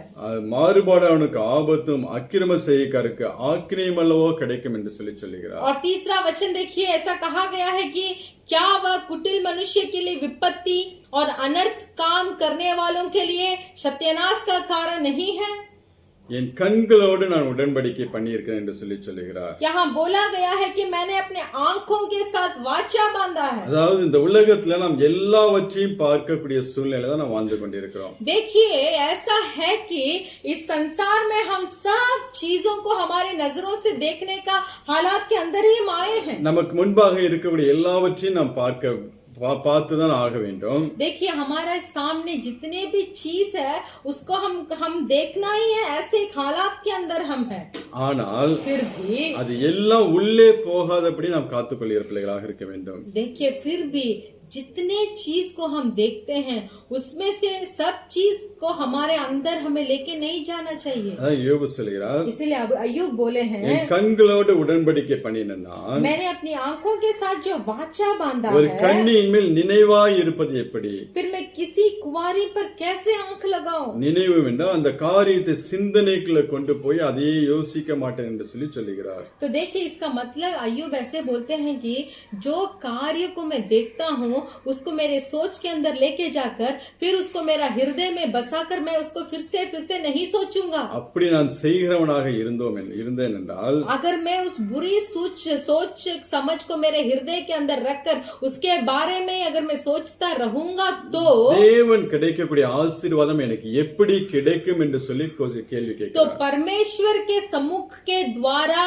होने वाला आशीर्वाद को मैं कैसे पाऊंगा? இந்த நாட்கள் நாமும் ஒரு உடன்படிக்கை பண்ண வேண்டும். तो इस दिन में हमें भी एक वाचा बांधना चाहिए, நாமும் ஒரு தீர்மானத்தை எடுக்க வேண்டும். हमें भी कुछ निर्णय करना चाहिए। பார்க்கிற எல்லாவற்றையும் जो चीज को हम देखते हैं என் சிந்தனைக்குள் நான் கொண்டு செல்ல மாட்டேன், मेरे समझ के अंदर मैं नहीं लेके जाऊंगा, அவைகளை என் இருதயத்துக்குள்ள கொண்டு போய் நான் வைக்க மாட்டேன் बुद्धि के अंदर नहीं लेके जाऊंगा और उसको मेरे हृदय के अंदर नहीं रखूंगा என்று நான் இந்த நாளில் ஒரு உடன்படிக்கை பண்ண வேண்டும். ऐसे हमें आज का दिन परमेश्वर के साथ एक वाचा बांधना है। எல்லாவற்றையும் நாம் பார்க்கலாம், सबको हम देख सकते हैं, ஆனால் சிந்தனைக்கு போகாதபடி காத்துக்கொள்ள வேண்டும். फिर भी वो हमारे समझ के अंदर नहीं जाना है, ऐसे हमें थोड़ा हमें संभालना இந்த चाहिए। கத்தார் தேசத்துல பார்த்தோம் तो என்றால் इस कतार देश में देखिए அழகான அநேக வீடுகளை நாம் பார்க்க முடியும். बहुत सुंदर सुंदर घर को हम देख सकते हैं। அதை பார்க்கும்போது நமக்கே கொஞ்சம் ஆசையா தான் இருக்கும். तो वो सुंदर घर को देखते समय हम भी उसको थोड़ा चाहने लगते हैं। நல்ல நல்ல வீடாக இங்க இருக்கும். बहुत अच्छा घर है। அப்ப நமக்குள்ள என்ன தோணும்? तो हमारे अंदर क्या बीतती होगी? நம்மளும் இப்படியாப்பட்ட ஒரு வீட்டை கட்ட வேண்டும். हमें भी इस तरीका का एक घर बनाना है। இதை விட நம்ம பெஸ்டா கட்ட तो வேண்டும். इससे भी थोड़ा अच्छा बनाना है। நல்லதுதான். वो अच्छा है। தேவன் அந்த ஆசீர்வாதத்தை நமக்கு கொடுத்திருப்பான் என்றால் परमेश्वर अगर वो घर बनाने का आशीर्वाद हमें दिए होंगे तो அதை கட்டுவதில் தப்பு கிடையாது. तो उस घर को बनाने में कोई गलत नहीं है। ஆனால் நம்மளுடைய தகுதிக்கு மீறி போய் फिर भी अगर वो हमारा योग्य से भी बाहर जाकर ஆசைப்பட்டு अगर हम उसको चाह कर அதை கட்டக்கூடாது. उसको हमें नहीं बनाना है। பாக்குறோமா देखेंगे நல்லா இருக்கு अच्छा है அதோட போய்விட வேண்டும். तो उसे ऐसे सोचकर हमें चले जाना चाहिए। அதுக்கப்புறம் நம்மளுடைய சிந்தனைக்குள்ள கொண்டு போய்விடக்கூடாது. तो तुरंत वो हमारे बुद्धि के अंदर हमें उसको लेके नहीं जाना அதையே चाहिए। நினைத்து கொண்டு இருக்கும்படியாக ऐसे लगातार उस घर के बारे में ही हमें सोचकर नहीं रहना चाहिए। இப்ப இங்க நான் வண்டியில போகும்போது அநேக வீடுகளை பார்ப்பேன். तो मैं जब गाड़ी में जाता हूँ तो बहुत घर को देखता हूँ। பார்க்கும்போது ரொம்ப அழகா இருக்கும். देखने पर वो बहुत सुंदर है। ஆனா உடனே என் உள்ளத்துக்குள்ள தோன்றக்கூடிய காரியம் तुरंत मेरे मन के अंदर जो कार्य आता है இதை காட்டிலும் அழகான ஒரு வீட்டை தேவன் எனக்கு பரலோகத்துல வைத்து तो வைத்திருக்கிறார். मेरे मन के अंदर मैं सोचने लगूंगा, मैं बोलने लगूंगा कि इससे भी बहुत सुंदर घर मेरा परमेश्वर ने मेरे लिए बनाया है परलोक में। ஆனா அந்த வீட்டை குறித்து ஒரு ஆசையோ ஒரு இச்சையோ உண்டாகாது. इसीलिए उस घर के बारे में मुझे कोई आशा या इच्छा नहीं होगा। இதை காட்டிலும் நல்ல ஒரு காரியத்தை நல்ல ஒரு வீட்டை தேவனுக்கு பரத்துல ஆயத்தப்படுத்தி வச்சிருக்கிறார். तो देखिए इससे भी अच्छा एक घर मेरे लिए परमेश्वर ने उस पवित्र स्थान में बनाकर रखा है। நித்திய காலமாய் அதுல நான் வாசம் பண்ண முடியும். देखिए उस घर में हम युगान युग के लिए हम वास कर सकते हैं। ஆனா இந்த பூமியில் பார்க்கக்கூடிய காரியங்கள் எல்லாம் ஒரு நாள் இதெல்லாம் மறைந்து விடும், கடந்து அழிந்து விடும். तो देखिए इस संसार में जितने भी कार्य कामों को हम देखते हैं सब एक दिन नष्ट हो जाएगा, मिट जाएगा। ஒரு நாளும் என் சிந்தனைக்குள்ள போகவே போகாது. एक दिन भी इन सारे काम मेरे बुद्धि के अंदर नहीं जाएगा। அதே போல எல்லா காரியத்திலும் அப்படியே மனரம்யமாய் இருக்க கற்றுக்கொள்ள வேண்டும். फिर भी देखिए सब कार्य में हमें थोड़ा आनंद ही रहना चाहिए। நீங்க ஆதி ஆகமத்துல ஏதேன் தோட்டம் சம்பவத்தை பார்த்தோம் என்றால் देखिए उत्पत्ति का पुस्तक में 3வது அதிகாரம் ஆதியாகமம் 3வது அதிகாரம் उत्पत्ति का पुस्तक में 3रा अध्याय में 1-2 வசனங்களை வாசிப்போம். 1 और 2 को हम पढ़ेंगे। 1-2-3 3रा अध्याय का 1, 2 और 3 वचन उत्पत्ति में पढ़ेंगे। यहोवा परमेश्वर ने जितने बनेल पशु बनाए थे उन सब से सर्प धूर्त था। उसने स्त्री से कहा, क्या सच है कि परमेश्वर ने कहा तुम इस वाटिका के किसी वृक्ष का फल ना खाना? स्त्री ने सर्प से कहा, इस वाटिका के वृक्षों के फल हम खा सकते हैं, पर जो वृक्ष वाटिका के बीच में है उसके फल के विषय में परमेश्वर ने कहा है कि ना तो तुम उसको खाना और ना उसको छूना, नहीं तो मर जाओगे। 7 வரை வாசிப்போம். हम लगातार 7 वचन तक हम पढ़ेंगे। तब सर्प ने स्त्री से कहा, तुम निश्चय ना मरोगे, वरन परमेश्वर आप जानता है कि जिस दिन तुम उसका फल खाओगे उसी दिन तुम्हारी आंखें खुल जाएगी और तुम भले बुरे का ज्ञान पाकर परमेश्वर के तुल्य हो जाओगे। जब स्त्री ने देखा कि उस वृक्ष का फल खाने के लिए अच्छा और देखने में मन भाव और बुद्धि देने के लिए चाहने योग्य भी है, तब उसने उससे तोड़कर खाया और अपने पति को भी दिया और उसने भी खाया। तब उन दोनों की आंखें खुल गई और उनको मालूम हुआ कि वे नंगे और इसीलिए उन्होंने अंजीर के पत्ते जोड़ जोड़ कर लंगोट बना लिया। இங்கே கர்த்தர் சொல்லுகிறார், यहाँ परमेश्वर बताते हैं அந்த தோட்டத்தின் நடு மையத்தில் இருக்கக்கூடிய उस वाटिका के बीच में दो वृक्ष है, ஒரு கனியை மாத்திரம் நீங்க புசிக்க கூடாது, तो वृक्ष का फल आपको नहीं खाना, பாக்கி எல்லாவற்றையும் நீங்க புசிக்கலாம் என்று சொல்லுகிறார். और जितना भी वाटिका में जितने भी फल है उसको आप खा सकते हैं. எத்தனையோ நாட்கள் அந்த தோட்டத்துல இருந்தாங்க, कितने दिन वो लोग उस वाटिका में थे, எத்தனையோ நாட்கள் அந்த விருட்சத்தின் கனியை பார்த்திருக்கிறார்கள். कितने दिन ऐसे थे कि वो बीच में जो वाटिका के बीच में जो वृक्ष था उसको उन लोगों ने देखा அதை है. பார்க்கும்போது ஆண்டவர் சொன்ன பிரமாணம் அவரோட மைண்ட்ல இருந்து கொண்டே இருந்துச்சு. तो देखिए वो वाटिका के बीच में जो वृक्ष का फल को जब इस आदम और हव्वा देखते थे तब उन्हें परमेश्वर का व्यवस्था याद आता था. ஆனால் பிசாசு அவர்களை வஞ்சிக்க தொடங்குகிறான். फिर भी जब उस सर्प ने उस स्त्री को जब धोखा दिया அங்க பிசாசு சொல்கிறான், तो यहाँ वो सर्प ने बोलता है நீங்கள் இதை சாப்பிடுகிறனாலே உங்கள் கண்கள் திறக்கப்படும், तुम लोग अगर तुम इस वृक्ष के फल को खाओगे तो तुम्हारा आंखें खुल जाएंगे நீங்கள் தேவர்களைப் போல இருப்பீர்கள் என்று சொல்லுகிறான். और तुम परमेश्वर जैसे बन जाओगे. அதுக்கப்புறம் அந்த ஸ்திரீ 6வது வசனத்துல சொல்லுகிறார், और देखिए 6वें वचन में वो स्त्री बताती है, அந்த அப்பொழுது ஸ்திரியானவள் तब वो स्त्री அந்த விருட்சம் புசிப்புக்கு நல்லதும் जब स्त्री ने देखा कि उस वृक्ष का फल खाने के लिए अच्छा பார்வைக்கு இன்பமும் और देखने में मनभाव, இதுவரையும் அவளுக்கு அந்த பார்வை இன்பமா அந்த பழம் ஒரு நல்ல ஒரு லுக், நல்ல ஒரு ஆத்மா, நல்ல ஒரு பார்வைக்கு அழகா இருக்கு என்று சொல்ல அவள் சொல்லவில்லை. देखिए ये सांप वो स्त्री को धोखा देने से पहले वो वृक्ष का फल जो था वो इस स्त्री की आंखों में मनभावना नहीं दिया.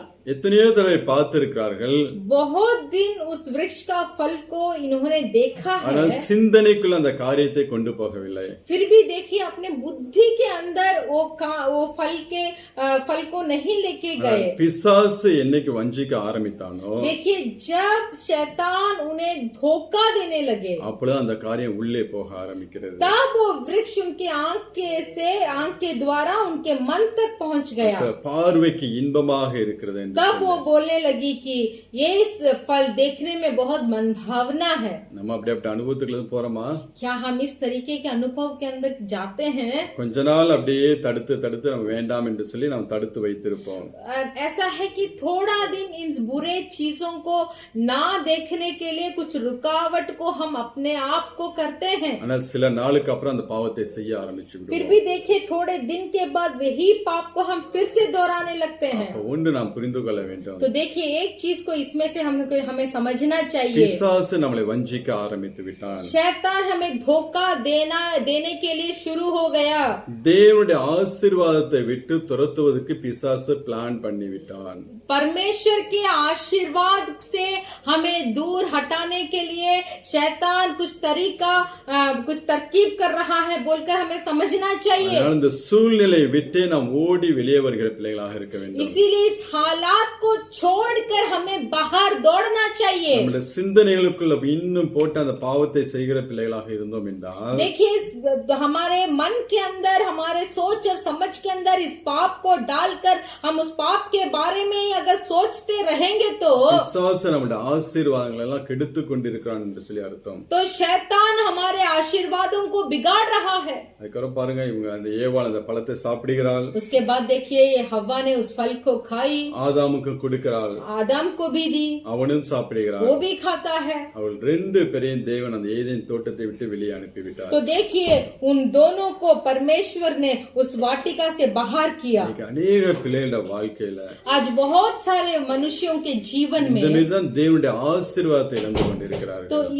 इसी तरीका से पाप कर अपने जीवन में पाने वाले आशीर्वाद को खो रहे हैं. ஆண்டவரே இயேசு கிறிஸ்து சொல்லும்போது, परमेश्वर यीशु मसीह जब बोलते हैं, மத்தேயு 5ஆம் அதிகாரம் मत्ती सुसमाचार का पुस्तक का 5वां अध्याय 27, 28, 29 3 வசனங்களை வாசிக்கலாம். उसका 27, 28 और 29 वचन को हम पढ़ेंगे. जब तक तू अपने मुद्दी के साथ मार्ग ही में है. 5:27 மத்தேயு 27. 27 वचन से 19 वचन तक हम पढ़ेंगे। तुम सुन चुके हो कि कहा गया था व्यभिचार ना करना, परंतु मैं तुमसे यह कहता हूं कि जो कोई किसी स्त्री पर कुदृष्टि डाले वह अपने मन में से उससे व्यभिचार कर चुका। यदि तेरी दाहिनी आंख तुझे ठोकर खिलाए तो उसे निकाल कर फेंक दे, क्योंकि तेरे लिए यही भला है कि तेरे अंगों में से एक नष्ट हो जाए और तेरा सारा शरीर नरक में ना डाला जाए। ஆண்டவரே இயேசு கிறிஸ்து சொல்கிறார், या परमेश्वर यीशु मसीह बताते हैं, ஒரு ஸ்திரீ இச்சையோடு பார்க்கிற எவனும், अगर एक स्त्री को स्त्री पर कुदृष्टि डाले, ஸ்திரீயை பார்க்கிற எவனும் என்று சொல்லவில்லை। देखिए यहाँ नहीं कहा गया है कि जो कोई स्त्री को देखता है, ஸ்திரியை இச்சையோடு பார்க்கிற எவனும், जो कोई उस स्त्री के ऊपर कुछ चाहत रखकर या तो इच्छा भरा हुआ मन से देखेगा, தன் இருதயத்தில் அவளோடு பாவம் செய்து விட்டான் என்று சொல்லி சொல்கிறார்। तो वचन बताता है वो मनुष्य अपने हृदय के साथ उस स्त्री से पाप कर चुका है। அத நம்ம ரோட்ல நடந்து போய் கொண்டிருக்கிறோம், देखिए हम रास्ता में चलकर जा रहे हैं, அழகான ஒன்றை பார்க்கிறோம், बहुत सुंदर चीज कुछ देखते हैं, அது ஃபர்ஸ்ட் லுக், वो पहला नजर है, அது சாதாரண பார்வை, वो साधारण नजर है, ஆனா அது நல்லா இருக்கு என்று சொல்லி फिर भी वो चीज अच्छा है बोलकर மீண்டுமாய் திரும்பி फिर से मुड़कर அதிக கவனம் செலுத்தி பார்க்கிறோம் பாருங்களேன், बहुत ध्यान से उस चीज को देखते हैं, அதுதான் இச்சையோட பார்க்கக்கூடிய பார்வை। तो उसका मतलब है उस चीज को हम बहुत इच्छा भरा हुआ मन से देखते हैं। நீங்க ஸ்டேடியத்துல, இந்த கிரிக்கெட் ஸ்டேடியம், ஃபுட்பால் ஸ்டேடியத்துல அந்த கிரவுட் கூட்டம் உட்கார்ந்து இருப்பார்கள்। देखिए जहाँ जो क्रिकेट के मैदान पर और जो फुटबॉल पे खेलते हैं उस मैदान पर बहुत भीड़ होगी, அப்ப கூட்டத்தை அப்படியே காமித்து கொண்டு போவார்கள்। तो तब देखिए जो वो कैमरा से वो उस भीड़ को दिखाएंगे, அது ஃபர்ஸ்ட் லுக், वो पहला नजर है। திடீர்னு அந்த கூட்டத்துல ஒரு மனிதனை மாத்திரம் அப்படியே ஃபோக்கஸ் பண்ணுவாங்க, तो देखिए उस भीड़ में से सिर्फ एक मनुष्य के ओर वो कैमरा ध्यान करेगा। சில பேர் நல்ல ஒரு அழகான நபர்களாக இருக்கலாம், तो ऐसा कुछ समय होता है कि वो कुछ सुंदर मनुष्य हो सकते हैं, சில பேர் நல்ல ஏதாவது டெக்கரேஷன் பண்ணி கையில வந்து கார்ட்டூன்ஸ் மாதிரி ஏதாவது வச்சிருப்பாங்க।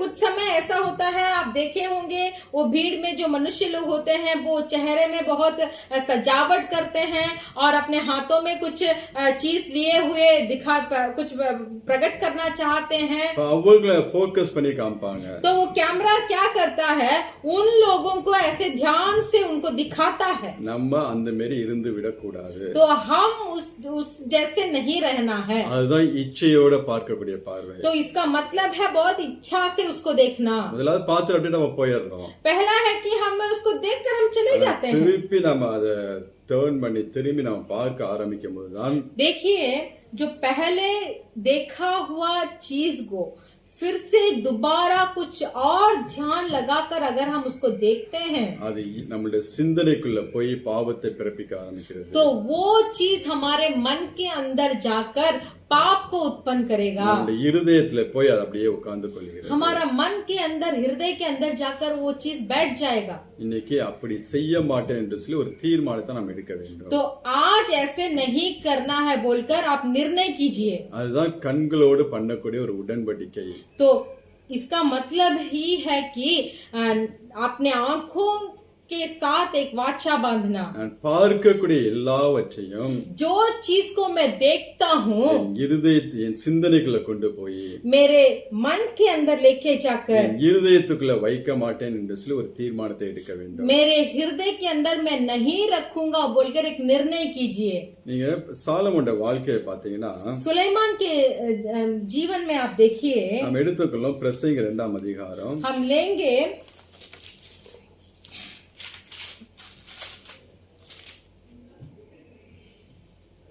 सपोपदेशक का पुस्तक 2:10-11 பிரசங்க 2:10-11 வாசிக்கலாம்। हम लेंगे सपोपदेशक का पुस्तक 2 अध्याय 10 और 11 वचन को हम पढ़ेंगे। और जितने वस्तुओं को देखने की मैंने लालच की, उन सबों को देखने से मैंने ना रुका। मैंने अपना मन किसी प्रकार का आनंद भोगने से ना रोका, क्योंकि मेरा मन मेरा सब परिश्रम के कारण आनंदित हुआ और मेरे सब परिश्रम से मुझे यही भाग मिला।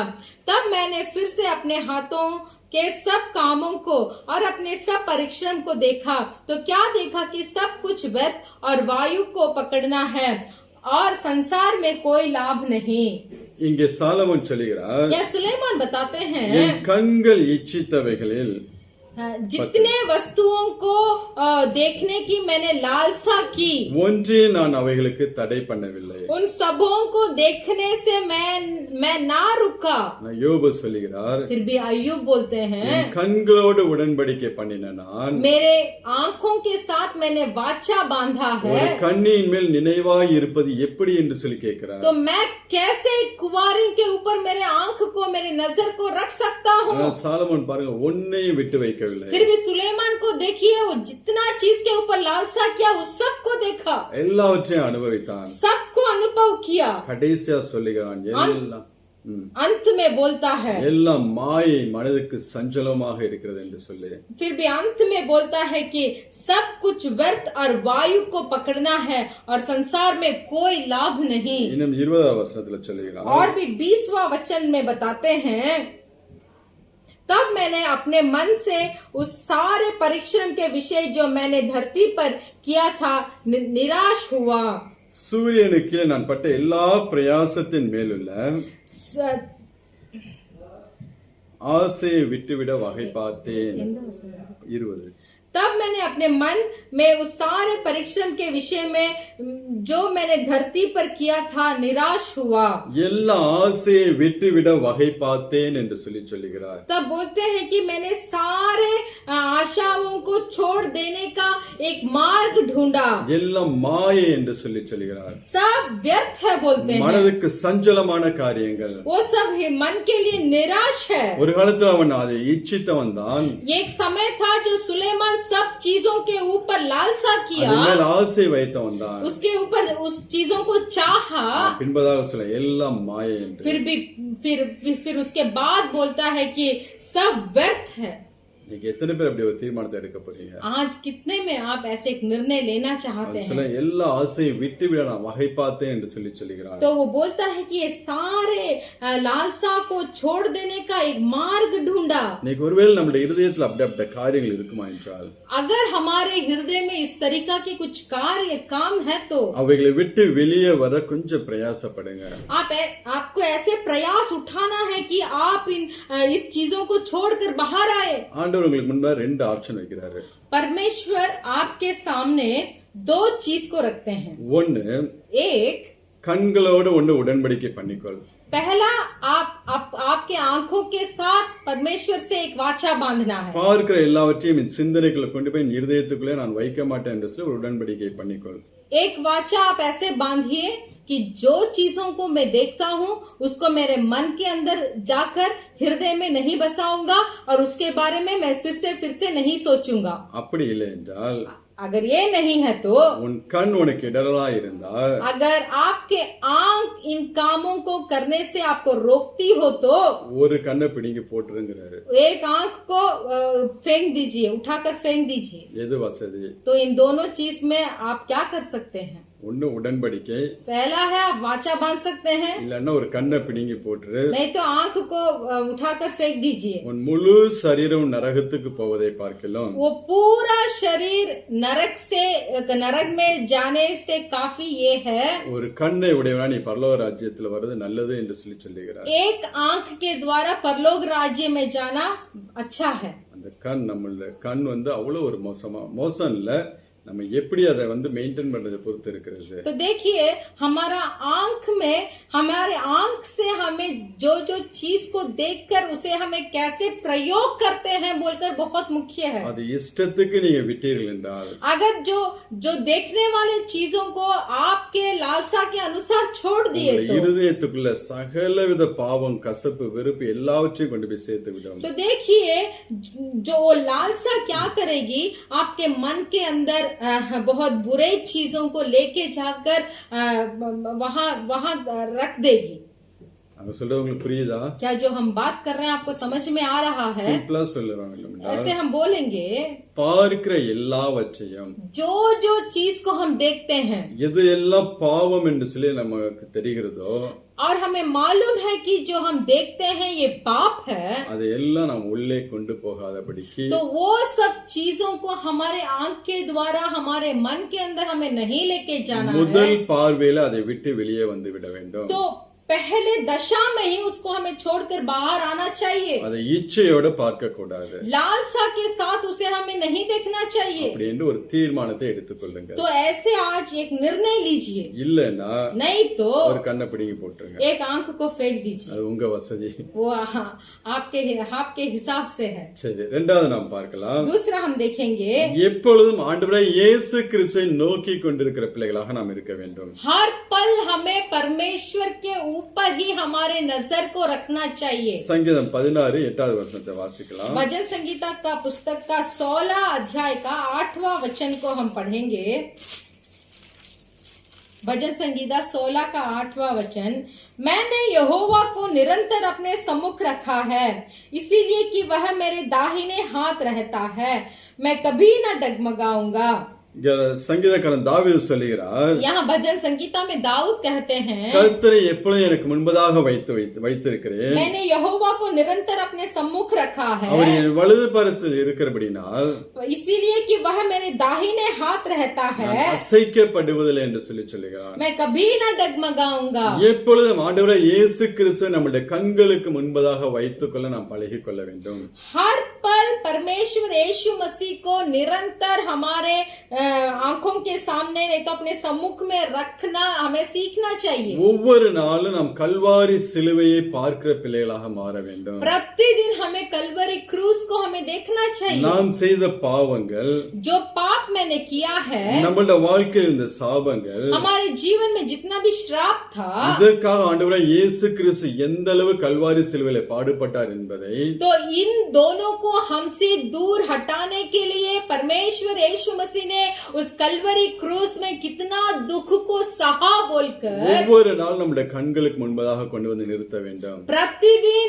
प्रतिदिन वो चित्र को हमारे सामने लेके आकर खड़ा करना है। அதிகாலையில் எழுந்து भोर के समय उठकर நம்ம அந்த கல்வாரி காரியங்களை தியானித்தோம் என்றால், अगर हम उस क्रूस के कुर्बानी के बारे में अगर हम ध्यान करेंगे तो, நம்முடைய ஆவிக்குரிய கண்களை அதை நாம் பார்ப்போம் என்றால், अगर हमारे आत्मिक आंखों से उस कलवरी क्रूस के अर्पण को अगर हम देखेंगे तो உண்மையிலே பாவம் செய்யுங்கிற இச்சை நமக்குள்ள வரவே வராது. तो हम आपसे सच कहते हैं, पाप करने का लालसा हमारे अंदर कभी नहीं आएगा। நீங்களும் நானும் இருக்க வேண்டிய கல்வாரி சிலுவை, इसलिए आप और देखिए, आप और हमको उस कलवरी क्रूस में लटकना था। அந்த சிலுவையில் அறையப்பட வேண்டியது நம்ம தான். हम उस क्रूस में उस कुर्बानी को हमको देना था। ஆண்டவரே இயேசு கிறிஸ்து எல்லாவற்றையும் அவர் ஏற்றுக்கொண்டு, फिर भी देखिए, हमारे लिए परमेश्वर यीशु मसीह ने वो सब अपने ऊपर लिया। நம்முடைய பாவங்கள் சாபங்கள் எல்லாவற்றையும் மன்னித்தார். हमारे पाप और श्राप सबको माफ किया। அப்ப அந்த கல்வாரி காட்சியை பார்க்கும்போது जब आप उस कलवरी क्रूस को देखेंगे நம்முடைய ஆவி ஆத்மா சரீரத்துல ஒரு வெளிச்சம் இருக்கும். तो आपके आत्मा में, प्राण में और शरीर में जरूर एक उजियाला होगा। அதாவது சங்கீதக்காரன் தாவீது சொல்கிறார், इसीलिए भजन संगीता में दाऊद कहते हैं, கர்த்தரை எப்பொழுதும் எனக்கு முன்பதாக நான் வைத்திருக்கிறேன் என்று मैंने यहोवा को निरंतर अपने सम्मुख रखा है। இன்னும் நாம் வாசிக்கலாம் 101 சங்கீதம் 101 और भी हम पढ़ेंगे भजन संगीता का 101 மூணாவது வசனத்தை வாசிக்கலாம். उसका तीसरा वचन को हम पढ़ेंगे। मैं किसी ओछ काम पर चित्त ना लगाऊंगा, मैं कुमार पर चलने वालों के काम से घिन रखता हूँ, ऐसे काम मैं ना लगूंगा। தீங்கான காரியத்தை என் கண் முன் வைக்க மாட்டேன் என்று சொல்லுகிறார்.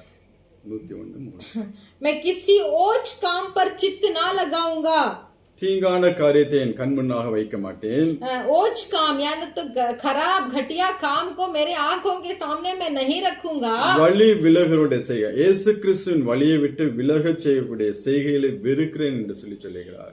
यीशु मसीह के मार्ग में से मुझे कुछ हटाने वाले चीज को या हटाने वाले काम को मैं घृणा करता हूँ. அப்ப ஆண்டவர் இயேசு கிறிஸ்துவை முன்பதாக வைத்திருக்கிற மனிதன் तो देखिए, जो कोई यहोवा परमेश्वर को अपने सम्मुख के सामने जो रखता है, தீங்கான காரியத்தை முன் வைக்க மாட்டான். वो खराब घटिया चीजों को अपने सामने नहीं रखेगा। இன்னும் 7வது வசனத்தை வாசிக்கலாம். और भी 7वां वचन को देखिए, जो छल करता है वह मेरे घर के भीतर ना रहने पाएगा, जो झूठ बोलता है वह मेरे सामने बना ना रहेगा। பொய் சொல்லுகிறவன் கண் முன்பதாக நிலைப்பதில்லை என்று சொல்லுகிறார். जो झूठ बोलता है वो मेरे परमेश्वर के सम्मुख के सामने नहीं खड़ा रह पाएगा। நாமும் பொய் சொல்லுகிற பிள்ளைகளாக இருக்கக்கூடாது. तो हमें भी झूठ नहीं बोलना चाहिए। உள்ளதை உள்ளதென்றும் जो है वैसे ही, இல்லாத என்று நாம் சொல்ல வேண்டும். जो नहीं है तो उसको भी वैसा ही बोलना चाहिए। அதுக்கு மிஞ்சினது எல்லாம் பிசாசிலிருந்து வரக்கூடிய காரியங்கள். तो इसके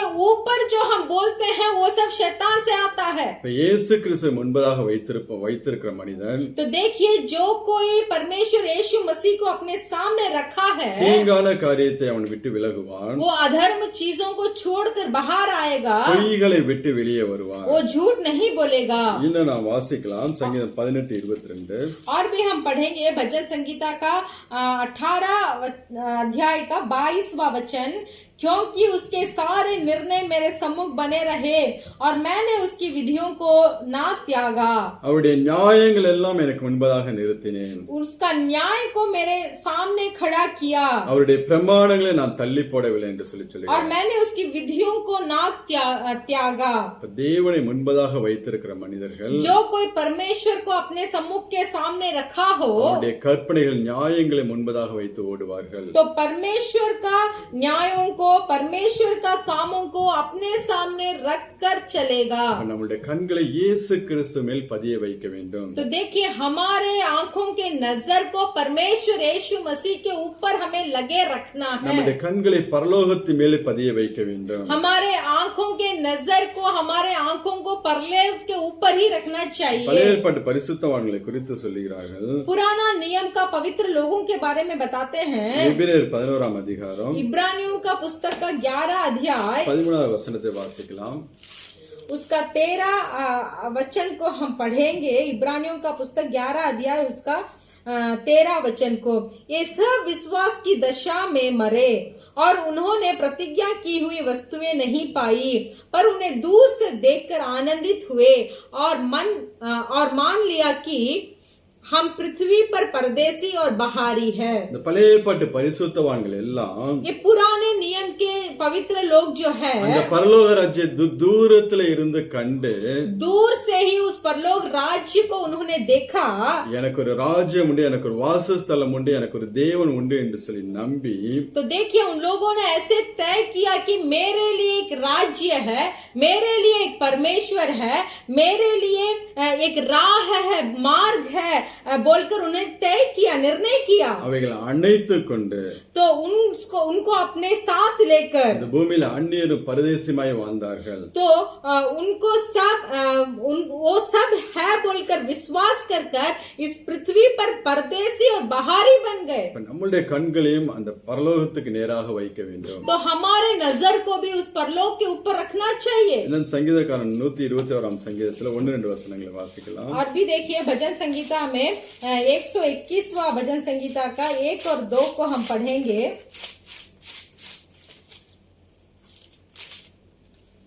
मैं अपनी आंखें पर्वतों की ओर लगाऊंगा, मुझे सहायता कहां से मिलेगी? मुझे सहायता यहोवा की ओर से मिलती है, जो आकाश और पृथ्वी का करता है। எனக்கு ஒத்தாசை வரும் பர்வதங்களுக்கு நேராக என் கண்களை ஏறெடுக்கிறேன் என்று சொல்லுகிறார். तो यहाँ बोला गया है कि मुझे सहायता आने वाली पर्वत के ऊपर मैं मेरे अपने आंखों को लगाया हूँ। வானத்தையும் பூமியை உண்டாக்கின கர்த்தரிடத்திலிருந்து எனக்கு ஒத்தாசை வரும். जो आकाश और पृथ्वी का करता है उसके ओर से मुझे सहायता मिलेगी। அதனால்தான் தாவீதுடைய கண்களை குறித்து इसीलिए दाऊद के आंख के बारे में வேதம் சொல்லுகிறது, हमारा पवित्र बाइबल बताता है அழகிய கண்கள். बहुत सुंदर आंखें। அவனுடைய சரீரத்தை, அவனுடைய காரியங்களை குறித்து வேதம் சிலது வர்ணிக்கும். देखिए, दाऊद के बारे में हमारा पवित्र बाइबल कुछ वर्णन करता है। ஒரு பெண்களை குறித்து கூட அப்படி வேதம் சொல்லாது. हमारा पवित्र बाइबल एक स्त्री के बारे में ऐसे नहीं बताई। வாசிக்கலாம் 1 சாமுவேல் 16ஆம் அதிகாரம் हम पढ़ेंगे पहले सामुवेल का पुस्तक 16-12 उसका 16 अध्याय का 12 वचन हम पढ़ेंगे। तब वह उसे बुलाकर भीतर ले आया। उसके तो लाली झलकती थी और उसकी आंखें सुंदर और उसका रूप सुडौल था। तब यहोवा ने कहा, उठकर इसका अभिषेक कर, यही है। அவனை குறித்து சொல்லுகிறது, देखिए दाऊद के बारे में यहाँ बाइबल बताता है, சிவந்த மேனியும் அது उसके तो लाली झलकती थी அழகிய கண்களும் और उसकी आंखें सुंदर நல்ல ரூபம் உள்ளவனுமாக இருந்தான். और उसका रूप सुडौल था। மூன்றுக்கும் மூன்று விதமான ஆவிக்குரிய அர்த்தங்கள் உண்டு. देखिए यहाँ कहा गया जो 3 काम है ना, जो बोलती है कि लाली झलकती, आंखें सुंदर, रूप सुडौल, ये 3 चीजों का 3 तरीका का आत्मिक अर्थ है। சிறு வயது முதல் छोटे से ही தாவீது ஆண்டவரை பார்த்து வளர்ந்த மனுஷன். देखिए अपने छोटा सा उम्र से लेकर दाऊद ने परमेश्वर को देख के ही बड़ा हुआ। ராஜாவா ஆகுவதற்கு முன்பதாக எத்தனையோ நாட்கள் வனாந்தரத்திலே ஆடுகளை மேய்த்தவன். देखिए दाऊद राजा बनने से पहले ऐसे बहुत साल थे जब वहाँ जंगल में बकरी चराते थे। அந்த நாட்கெல்லாம் தேவனை நல்லா துதித்து ஆராதித்த மனுஷன். तो देखिए उन दिनों में जब वो जंगल में बकरी चराते थे, उन दिनों में दाऊद ने परमेश्वर को बहुत आराधना किया। ஆண்டவரை பார்த்த கண்களை தான் ஆண்டவர் சொல்லுகிறார். तो देखिए जिन आंखों में से दाऊद ने परमेश्वर को देखा, அழகிய கண்கள் என்று तो उन्हीं आंखों को परमेश्वर यहाँ बोलते हैं कि सुंदर आंखें। अनेक பரிசுத்தவான்களை பாத்தீங்கன்னா, देखिए पवित्र बाइबल में बहुत पवित्र लोगों को आप देखिए, சிறு வயதிலிருந்து அவர்கள் தேவனை பார்த்து வளர்ந்திருப்பார்கள். अपने छोटे उम्र से ही उन लोगों ने परमेश्वर को देखकर ही बड़ा हुआ होगा। தானியேல் வாழ்க்கையை நீங்க பார்க்கலாம், दानियल का जीवन को आप देख सकते हैं, யோசேப்புடைய வாழ்க்கையை நீங்க பார்க்கலாம், यूसुफ का जीवन को देख सकते हैं, சாத்ரக் மேஷா ஆபேத்நேகோ அவருடைய வாழ்க்கையை பார்க்கலாம். शाद्रक मेशक आबेदनेगो का जीवन में भी आप देख சிறு सकते हैं। வயதிலிருந்து அவருடைய கண்களை ஆண்டவரை பார்த்து பழகினவர்கள். ये सब लोग अपने छोटे उम्र से ही अपने आंखों को परमेश्वर के ऊपर रखा। அதே இந்த தாவீது வாழ்க்கையில तो यही दाऊद के जीवन में ஆண்டவரை விட்டுட்டு जब वो परमेश्वर को छोड़कर ஒரு பெண் மேல ஒரு பார்வை அவன் செலுத்தினான், जब वो एक स्त्री के ऊपर अपना नजर को डाला, அந்த வாழ்க்கையில பாவம் பிரவேசித்தது. तब उसका जीवन में पाप प्रवेश किया। அந்த ஒரு காரியத்தை தவிர सिर्फ ये एक काम के अलावा வேற ஒரு காரியமும் தேவன் அவன் மேல ஒரு குறையும் சொல்லவில்லை. तो कोई भी काम के बारे में परमेश्वर यहोवा ने उसे गलत साबित नहीं किया। அந்த ஒரு சம்பவம் தான் ஆண்டோட இருதயத்துல ஒரு முள்ளாக காணப்பட்டுச்சு. तो देखिए ये एक संभव ही दाऊद का ये एक संभव परमेश्वर के हृदय में कांट जैसे महसूस किया। வாசிக்கலாம் 2 சாமுவேல் 11 அதிகாரம், हम पढ़ेंगे दूसरा सामुवेल का पुस्तक का 11 अध्याय 2-3 वचनத்தை வாசிக்கலாம். 2 और 3 वचन को हम पढ़ेंगे। सांझ के समय दाऊद पलंग पर से उठकर राजभवन की छत पर टहल रहा था और छत पर से उसको एक स्त्री जो अति सुंदर थी नहाती हुई देख पड़ी। जब दाऊद ने भेजकर उस स्त्री को पूछवाया, तब किसी ने कहा क्या यह एलियाम की बेटी और हिर्ती उरिया की पत्नी बत्शेबा नहीं है? இங்க 2வது வசனத்துல या दूसरा वचन में அவளை பார்க்கிறான், उस स्त्री को देखता है, அது ஃபர்ஸ்ட் லுக். वो पहला नजर था। ஆனால் 3வது வசனத்துல फिर भी तीसरा अध्याय वचन में அவளை அழைத்து வர சொல்லி उसको बुलाकर लेके आता யார் है என்று விசாரித்து और उसके बारे में शुद्धि लेता है। அவளோடு பாவம் பண்ணுகிறான், तो उस स्त्री के साथ वो पाप करता है। அவளுடைய புருஷனை கொன்று போடுகிறான். तो देखिए वो स्त्री का पति उरिया जो था उसे मार डालता है। இந்த ஒரு இரத்த பலிதாங்க. तो देखिए ये जो खून का पाप जो था, அவன் தேவனுடைய ஆலயத்தை கட்ட முடியாமல் போய்விட்டது. तो देखिए ये जो घात करता है उरिया को, जो ये लहू का पाप जो उसने किया था, इसी के वजह था दाऊद ने परमेश्वर का भवन को नहीं बना पाया। இவ்வளவு நாள் ஆண்டவரை பார்த்து வளர்ந்த மனுஷன். तो देखिए दाऊद को देखिए कितना साल था जो वो परमेश्वर को देखकर बड़ा हुआ। ஒரு நாள் அவனுடைய கண்கள் அவனுடைய பார்வை மாறுகிறது. सिर्फ एक दिन दाऊद का नजर भटकता था, அந்த வாழ்க்கையில பாவம் பிரவேசிக்கிறது. तो उस पाप के उस नजर के द्वारा उसके जीवन में पाप प्रवेश किया, அது தேவனுடைய இருதயத்தில் ஒரு வேதனையாக மாறுகிறது. तो वो दाऊद का पाप परमेश्वर का हृदय में बहुत वेदना हुआ. அதனால எப்போதுமே इसीलिए हर पल அவரை தவிர வேற எதையும் நீங்க பார்க்காதீர்கள். परमेश्वर के अलावा और किसी को मत देखिए. நீங்க மோசேயை பாத்தீங்கன்னா मूसा को अगर आप देखेंगे 40 நாள் சீனாய் மலையில 40 दिन सीनाई पर्वत में था, ஆண்டவருடைய பிரசன்னத்தை பார்த்து கொண்டே இருக்கிறார். परमेश्वर का उपस्थिति को ही वो देख रहा है. அவருடைய பிரசன்னத்தை பார்த்து பார்த்து பார்த்து அவருடைய சரீரம் முழுவதும் வெளிச்சமாக மாறிவிட்டது. परमेश्वर की उपस्थिति में रहकर परमेश्वर का उपस्थिति को देख देख कर मूसा का शरीर उजियाला बन गया. அவன் அப்படியாக கீழே இறங்கி வரும்போது तो देखिए वो 40 दिन के बाद वो नीचे जब उतर कर आया, அங்க சுற்றி இருக்கிறவர் சொன்னார்கள், वो जो उसे घेरे हुए थे वो बोलने लगे, உன் முகம் மிகவும் பிரகாசிக்கிறது, நீ முக்காடி இட்டுக்கொள் என்று சொல்லுகிறார்கள். तो वो बोलते हैं कि तेरा मुख बहुत प्रकाश है, अपनी दुपट्टा को तू दुपट्टा से अपना मुंह को तू ढंक ले. ஆண்டவரை பார்த்து பார்த்து 40 நாள் ஆண்டவரையே பார்த்து கொண்டிருந்தான். देखिए वो 40 दिन मूसा का नजर सिर्फ परमेश्वर के ऊपर ही था, அவருடைய பிரசன்னத்தையே பார்த்து கொண்டிருந்தான். परमेश्वर की उपस्थिति को ही देख रहा था. அவருடைய முழு சரீரத்திலும் வெளிச்சம் லைட் பிரகாசிக்க ஆரம்பித்தது. तो देखिए पूरे शरीर में परमेश्वर का उपस्थिति एक उजियाला की तरह प्रकाशन करने लगा. அந்த மோசேயை குறித்து உபாகமம் 34 அதிகாரம் 7வது வசனத்தை வாசிக்கலாம். तो देखिए मूसा के बारे में व्यवस्था विवरण का 34वां अध्याय 34:7. 34 अध्याय का 7वां वचन हम पढ़ेंगे.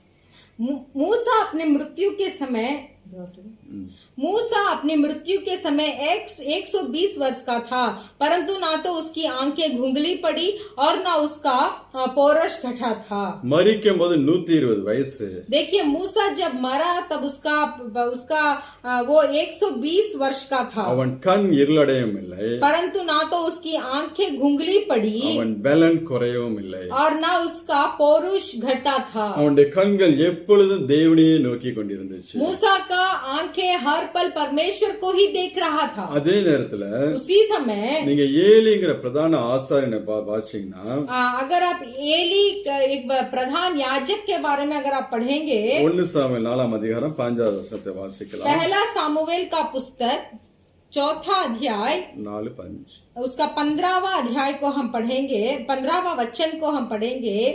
एली तो 98 वर्ष का था और उसकी आंखें घुंगली पड़ गई थी और उसे कुछ सूझता ना था. அங்க பாருங்க 120 வயசுல மோசேயோட கண்கள் இருளடையவில்லை. तो देखिए 120 वर्ष तक मूसा का आंखें घुंगली ना पड़ी. இங்க 98 வயசுலயே यहाँ सिर्फ 98 वर्ष का था एली. ஏலிங்கிற பிரதான ஆசாரியனுடைய கண்கள் நியாயாதிபதி தீர்க்கதரிசியா இருந்த மனுஷன். तो देखिए एली जो न्यायी था और भविष्यवाणी बताता था, उसका आंखें 98 वर्ष में ही घुंगली पड़ गई. அவன் கண்கள் இருளடைந்து விட்டது. तो उसका आंखें घुंगली पड़ गई. அதுக்கு காரணம் என்னடா? उसका कारण क्या था? ஒரு வசனத்தை வாசிக்கலாம். 2ஆம் அதிகாரம் 1 சாமுவேல் 2ஆம் அதிகாரம் एक वचन को हम पढ़ेंगे, पहला सामुवेल का पुस्तक 2रा अध्याय 29வது वசனம். उसका 29वां 29 उसका 21वां वचन. यहोवा ने हन्ना की सुधि ली. 2:29. 1 சாமுவேல் 2:29. इसीलिए मेरे मेल बलि और अन्न बलि को जिन्हें मैंने अपने दाम में चढ़ाने की आज्ञा दी है, उन्हें तुम लोग क्या पांव तले रोनते हो? और तू क्यों अपने पुत्र का मुझसे आदर करता है? अधिक आदर करता है कि तुम लोग मेरी इज़राइल पर प्रजा की अच्छी से अच्छी भेंट खा खोक मोटे हो जाओ. இங்க சொல்லி ஆண்டவர் சொல்லுகிறார், यहाँ परमेश्वर बताते हैं, நீ तू என்னை பார்க்கிலும் मुझसे ज्यादा உன் குமாரரை மதிப்பானேன். तेरे पुत्र को क्यों अधिक आदर देता है? என்னைக்கு ஆண்டவரை விட்டு जब परमेश्वर को छोड़कर நாம் வேற எதற்கு முக்கியத்துவம் கொடுக்கிறோமோ, जिसको हम बहुत आदर देते हैं, எதுவாக இருந்தாலும் वो जो भी हो, அது தேவனுக்கு பிரியமில்லாத காரியம். वो परमेश्वर का प्रिय नहीं है. அதனாலதான் அவனுடைய 98 வயசுல அவனுடைய பார்வை மங்கலாகி விட்டது. इसीलिए देखिए एली का 98 वर्ष में ही उसका आंखें घुंगली हो गई. தேவனை விட परमेश्वर से भी ज्यादा பிள்ளைகளுக்கு முக்கியத்துவம் கொடுக்க ஆரம்பித்து விட்டான். अपने पुत्रों को आदर देने लगा. இன்னைக்கு உங்க பார்வை இயேசு கிறிஸ்துவை விட்டு விட்டு आज आपका नजर अगर यीशु मसीह को छोड़कर வேற எதன் மேல நீங்க உங்க பார்வையை செலுத்தினாலும் और किसी चीज के ऊपर अगर आप नजर लगाएंगे, கெட்டு போனதாக இருக்கும். वो खराब हो गया है. அது தேவனுக்கு பிரியமா இருக்கவே वो இருக்காது. परमेश्वर का प्रिय नहीं है. அதனால தயவு செய்து इसीलिए हम आपसे विनती करते हैं, எந்த சூழ்நிலை உங்களோட பார்வை இயேசு கிறிஸ்து, உங்களோட கண்களை இயேசு கிறிஸ்துவை விட்டு எடுத்து விடாதீர்கள். कोई भी हालात में आपके नजर को परमेश्वर यीशु मसीह से मत हटाइए. அவர் மேலே நீங்கள் அவரே நோக்கி கொண்டிருந்தால், जब आप परमेश्वर के ऊपर ही आप नजर रखकर उन्हें ही देख रहे हैं, तो உங்களோட ஆவி ஆத்மா சரீரத்தில் ஒரு வெளிச்சம் உண்டாயிருக்கும். आपके प्राण, आत्मा और शरीर में एक उजियाला होगा. அடுத்தது மூணாவதாக ஒரு காரியத்தை பார்த்து நாம் ஜெபிக்கலாம். तीसरा एक काम को देखकर हम प्रार्थना करेंगे. மணவாட்டியோட கண்கள் புறா கண்களாக இருக்க வேண்டும் என்று சொல்லி விரும்புகிறது. तो देखिए यहाँ ऐसे है कि दुल्हन की आंखें एक कबूतर की आंखों के तरह होना चाहिए. உன்னத பாட்டு 1ஆம் அதிகாரம் श्रेष्ठ गीत का पहला अध्याय 15வது வசனத்தை வாசிக்கலாம். उसका 15वां वचन को हम पढ़ेंगे. श्रेष्ठ गीत का पहला अध्याय का 15वां वचन. तू सुंदरी है हे मेरे प्रिय, तू सुंदरी है, तेरी आंखें कबूतरी की सी है. இங்க மணவாளன் यहाँ दुल्हन மணவாட்டியை பார்த்து சொல்கிறார், यहाँ दुल्हा दुल्हन को देखकर बताता है, நீ ரூபவதி, तू सुंदरी है, கண்கள் புறா கண்கள். तेरी आंखें कबूतरी की सी है. மணவாட்டியோட கண்கள் எப்படி இருக்க வேண்டும் என்றால், दुल्हन की आंखें कैसे होना चाहिए? புறா கண்களை போல இருக்க வேண்டும். कबूतर की आंखों की तरह होना चाहिए. நம்முடைய கண்களுக்கு புறா கண்களுக்கு என்ன வித்தியாசம் என்றால், हमारे आंख और कबूतर की आंख में क्या फर्क है? புறா கண்கள் மேல ஒரு வாட்டர் லேயர் இருக்கும். देखिए कबूतर के आंख के बाहर है एक पानी का भरा हुआ चमड़ा जैसे होता है. தண்ணீர் மேல இருந்து கொண்டே இருக்கும். देखिए वो आंख में जो ढका हुआ चमड़ा पानी के तरह होता है. இன்னைக்கு நம்மளுடைய கண்களும் அப்படியாய் மாற வேண்டும். आज हमारा आंख भी उसी की तरह बदलना चाहिए. வாசிக்கலாம் எரேமியா 9ஆம் அதிகாரம். आप पढ़ सकते हैं यिर्मयाह का पुस्तक का 9वां अध्याय 1வது वचनத்தை வாசிக்கலாம். पहला वचन. भला होता कि मेरा सिरा जल ही जल और मेरी आंखें आंसुओं का सोता होती, कि मैं रात दिन अपने मारे हुए लोगों के लिए रोता रहता. என் தலை தண்ணீரும் मेरा सिर जल ही जल என் கண்கள் கண்ணீர் ஊற்றுமானால் நலமாயிருக்கும். और मेरी आंखें आंसुओं का सोता होती, कि रात दिन मैं मरे हुए लोगों के लिए रोता रहता. என் ஜனத்துக்காக நான் அழுது கொண்டிருப்பேன், இரவும் பகலும் அழுவேன் என்று சொல்லி எரேமியா சொல்கிறார். तो यहाँ यिर्मयाह ऐसे बताते हैं कि मेरे लोगों के लिए मैं रात और दिन रो सकता. இன்னைக்கு நம்மளை சுற்றி நடக்கக்கூடிய காரியங்கள், आज हमारे चारों ओर जो घटना हो रही है, அழிந்து போயிற ஆத்துமாக்களுக்காக जो लोग हमारे सामने मर रहे हैं, அழுது செபிக்கிற பிள்ளைகளாக மாற வேண்டும். हमें रोकर उनके लिए प्रार्थना करना चाहिए. இரவும் பகலும் அழ வேண்டும் என்று சொல்லி எரேமியா சொல்கிறார். यिर्मयाह बताते हैं कि हमें रात और दिन उनके लिए आंसू बहाना है. ஜனங்கள் அநியாயத்துக்கு அழிந்து போய் கொண்டிருக்கிறார்களே, बहुत सारे लोग ऐसे अन्याय के द्वारा मर रहे हैं. இவர்களுக்காக ஆண்டவரே இயேசு கிறிஸ்து கல்வாரி சிலுவையில் தன்னை ஒப்பு கொடுத்தாரு. इनके लिए कलवरी क्रूस में यीशु मसीह ने अपना जान को दिया है. ஆண்டவரை அறியாமல் அழுகிறார்களே என்று சொல்லி ये सब लोग भी परमेश्वर का जानकारी होने बिना मर रहे हैं. இரவும் பகலும் நம்முடைய கண்ணீர் ஊற்றாக மாற வேண்டும் என்று சொல்லி சொல்லுகிறார். इसीलिए यिर्मयाह चाहते हैं कि रात और दिन इनके लिए आंसू बहाने के लिए हमारा आंख एक आंसुओं का सोता बनना चाहिए. இன்னும் புலம்பல் 2ஆம் அதிகாரம் और भी विलाप गीत का दूसरा अध्याय 18-19 वचनத்தை வாசிக்கலாம்.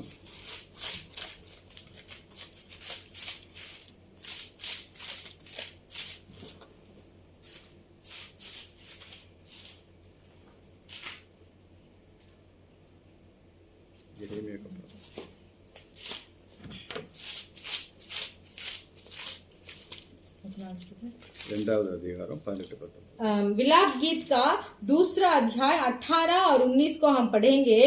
वे प्रभु की ओर तन मन से पुकारते हैं, हे सियोन की कुमारी, अपने आंसू रात दिन नदी के समान बहाती रहे। तन की भी विश्राम ना ले, ना तेरी आंख की पुतली चैन ले। रात के हर पहर के आरंभ में उठकर चिल्लाया कर, प्रभु के सम्मुख अपने मन की बातों को धारा के सामने उंडेल। तेरे बाल बच्चे जो हर एक सड़क के सिरे पर भूखे के कारण मूर्छित हो रहे हैं, उनके प्राण के निमित्त अपने हाथ उसकी ओर फैला। எரேமியா சொல்லுகிறார், यहाँ यिर्मयाह बताते हैं, இரவும் பகலும் நதியளவு கண்ணீர் விடு என்று சொல்லுகிறார்। रात और दिन नदी के समान आंसू बहा, ஓய்ந்திராதே, थक ना जा, உன் கண்ணின் கருப்பு விழி சும்மா இருக்க ஒட்டாதே, ना तेरी आंख की पुतली चैन ले। அழிந்து போகிற நம்மளுடைய ஜனங்களுக்காக जो हमारे लोग जो नष्ट हो रहे हैं, எப்பொழுதும் அழுது செபிக்கிற பிள்ளைகளாக இருக்க வேண்டும்। तो उनके लिए हर पल हमें रोक कर आंसू बहाना चाहिए। எப்படி புறாவுடைய கண்கள் தண்ணீர் காணப்படுகிறதோ, देखिए जैसे उस कबूतरे के आंख में एक हर पल एक पानी भरा हुआ रहेगा, அதே போல நம்மளுடைய கண்களும் वैसे ही हमारे आंख भी ஜனங்களுக்காக எப்பொழுதும் அழுகிறவர்களாக இருக்க வேண்டும்। हमारे लोगों के लिए हर पल हमें रोना चाहिए। இது மணவாளன் மணவாட்டியிலிருந்து எதிர்பார்க்கக்கூடிய ஒரு காரியம்। ये दुल्हा दुल्हन से चाहता है। இப்படி நம்மளுடைய கண்கள் நம்மளுடைய கண்கள் காரியங்கள் இப்படி சரியாக இருக்குமா என்றால், तो देखिए अगर इस उपदेश के द्वारा हमारे आंख भी सही तरीके से होगा तो நம்முடைய ஆவி ஆத்மா சரீரத்தில் எப்பொழுதும் வெளிச்சம் உண்டாயிருக்கும்। तो हमारा प्राण आत्मा और शरीर में हर पल उजियाला ही होगा। நம்மளுடைய வாழ்க்கை எந்த ஒரு தடுமாற்றமும் இருக்காது। हमारे जीवन में कोई भी डगमगाने वाले स्थिति नहीं होगी। இன்னும் யோபு சொல்வது போல, और भी अय्यूब बोलते हैं, 31 அதிகாரத்துல 2வது வசனத்துல, अय्यूब का 31 अध्याय का दूसरा वचन में, உன்னதத்திலிருந்து தேவன் அளிக்கும் பங்கும், क्योंकि परमेश्वर का स्वर्ग का भाग உன்னதத்திலிருந்து சர்வ வல்லவர் கொடுக்கும் சுதந்திரமும் நமக்கு கிடைக்கும்। और सर्वशक्तिमान जो ऊपर से संपत्ति बांटता है, ये चीज हमें मिलेगा। நாம் கண்களோடு ஒரு உடன்படிக்கை பண்ணி, हमारे आंख से हमें एक वाचा बांधना है। தேவையில்லாத காரியங்களை சிந்தனைக்கு கொண்டு போய் फालतू चीजों को हमारे मन के अंदर लेके जाकर அதை இருதயத்துல சேர்த்து வைக்காதபடிக்கு फिर उस चीजों को हमारे हृदय में हम नहीं रखेंगे। கண்களோடு ஒரு உடன்படிக்கை। तो ऐसे हम हमारे आंखों के साथ एक वाचा बांधना चाहिए। இரண்டாவதாக, दूसरा, ஒவ்வொரு நாளும் இயேசு கிறிஸ்துவை பார்க்கும்படியாக प्रतिदिन यीशु मसीह को देखने के लिए அந்த தூரத்தில் இருக்கக்கூடிய பரலோகத்தை பார்த்து நம்ம அதை கண்டு அணைத்துக் கொள்ளும்படியாக, दूर में से जो परलोक जो दिखता है उसे अपनाने के लिए அவருடைய மகிமையின் பிரசன்னத்தை ஒவ்வொரு நாளும் பார்க்கிற பிள்ளைகளாக, और परमेश्वर की महिमा की प्रशंसा को हर बार देखने के அவருடைய लिए நீதி நியாயங்களை நம்முடைய கண்களுக்கு முன்பதாக வைத்து ஓட வேண்டும்। परमेश्वर के धर्म और व्यवस्था को हमारे सामने रखकर हमें दौड़ना चाहिए। மூன்றாவதாக, तीसरा, நம்முடைய கண்கள் புறா கண்களாய் மாற வேண்டும்। हमारे आंख के कबूतरी की आंख की तरह बदलना चाहिए। அழிந்து போகிற தேசங்களுக்காக செபிக்கிற பிள்ளைகளாக மாற வேண்டும்। नष्ट होने वाले मनुष्यों के लिए हमें प्रार्थना करना चाहिए। ஒப்பு கொடுங்க, समर्पण कीजिए, கர்த்தர் உங்களை வாழ்க்கையை ஆசீர்வதிப்பார்। परमेश्वर आपके जीवन को आशीर्वाद करेंगे। நாம் ஜெபிக்கலாம்। हम सब प्रार्थना करेंगे। हालेलुया, हालेलुया, धन्यवाद परमेश्वर, हालेलुया। यीशु तेरे करीब आने से जिंदगी मेरी बदल गई। यीशु तेरे छूने से जिंदगी मेरी संवर गई। तूने मुझे है बचाया, तूने मुझे सहलाया, तूने मुझे है बचाया।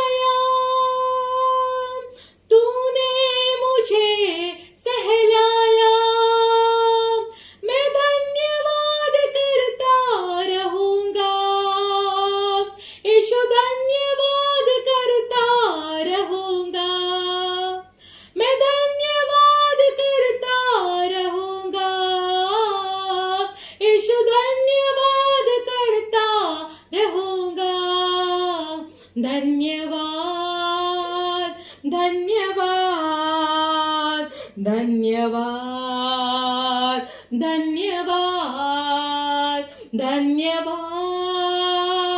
धन्यवाद धन्यवाद धन्यवाद हालेलुया हालेलुया री बाबा शबा ओरी खमाला बा शबा रबा रबा रबा हालेलुया री खाना माला रबा।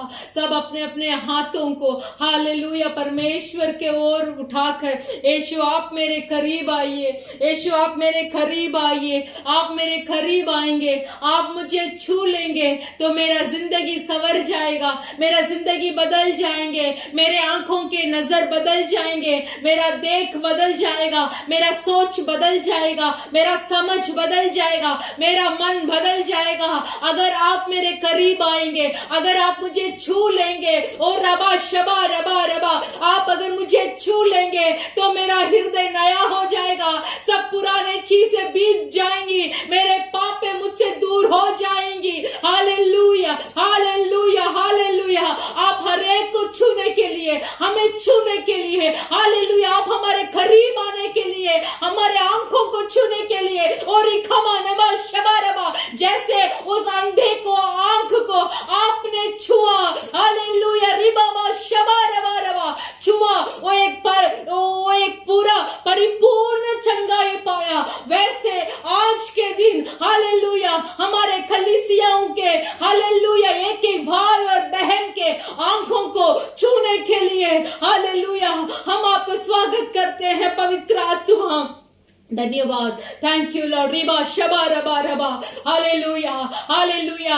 जो इस सुने हुए उपदेश के द्वारा जो आपसे निर्णय कर रहे हैं, जो अपने आंख के वाचा बांध रहे हैं, परमेश्वर उन्हें स्मरण रखे, परमेश्वर उन्हें स्मरण रखे, और रिबा शबा रबा रबा परमेश्वर उन्हें स्मरण रखे।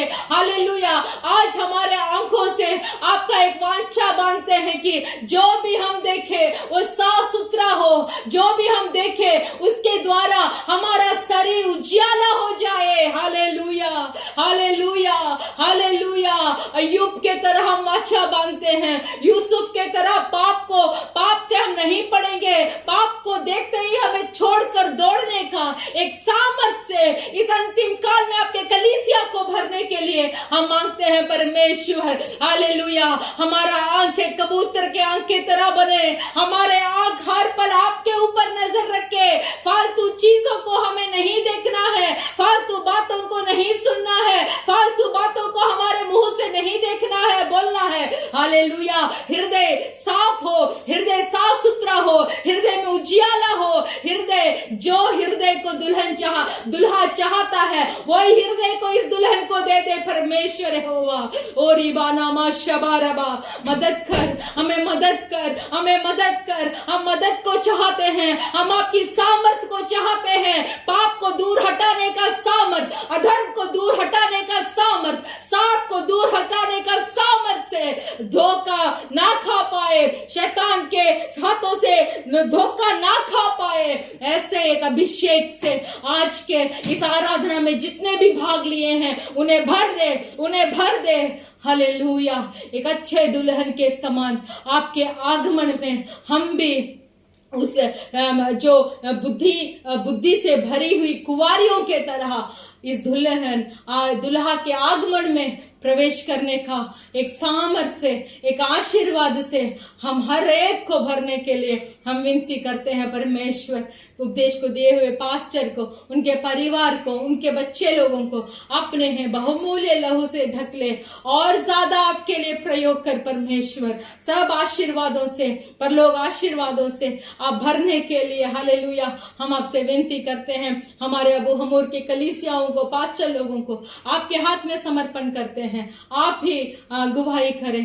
परमेश्वर यीशु मसीह के नाम से मांगते हैं पिता, आमीन। கர்த்தராகிய இயேசு கிறிஸ்துவின் கிருபையும், प्रभु यीशु मसीह का कृपा, பிதாவாகிய தேவனுடைய அன்பும், पिता परमेश्वर का प्रेम, பரிசுத்த ஆவியானவருடைய அந்யோன்ய ஐக்கியம், पवित्र आत्मा का सौभाग्यता இன்றும் என்றும் நம் அனைவரோடு கூட இருப்பதாக आज और हर पल हमारे साथ होते रहे।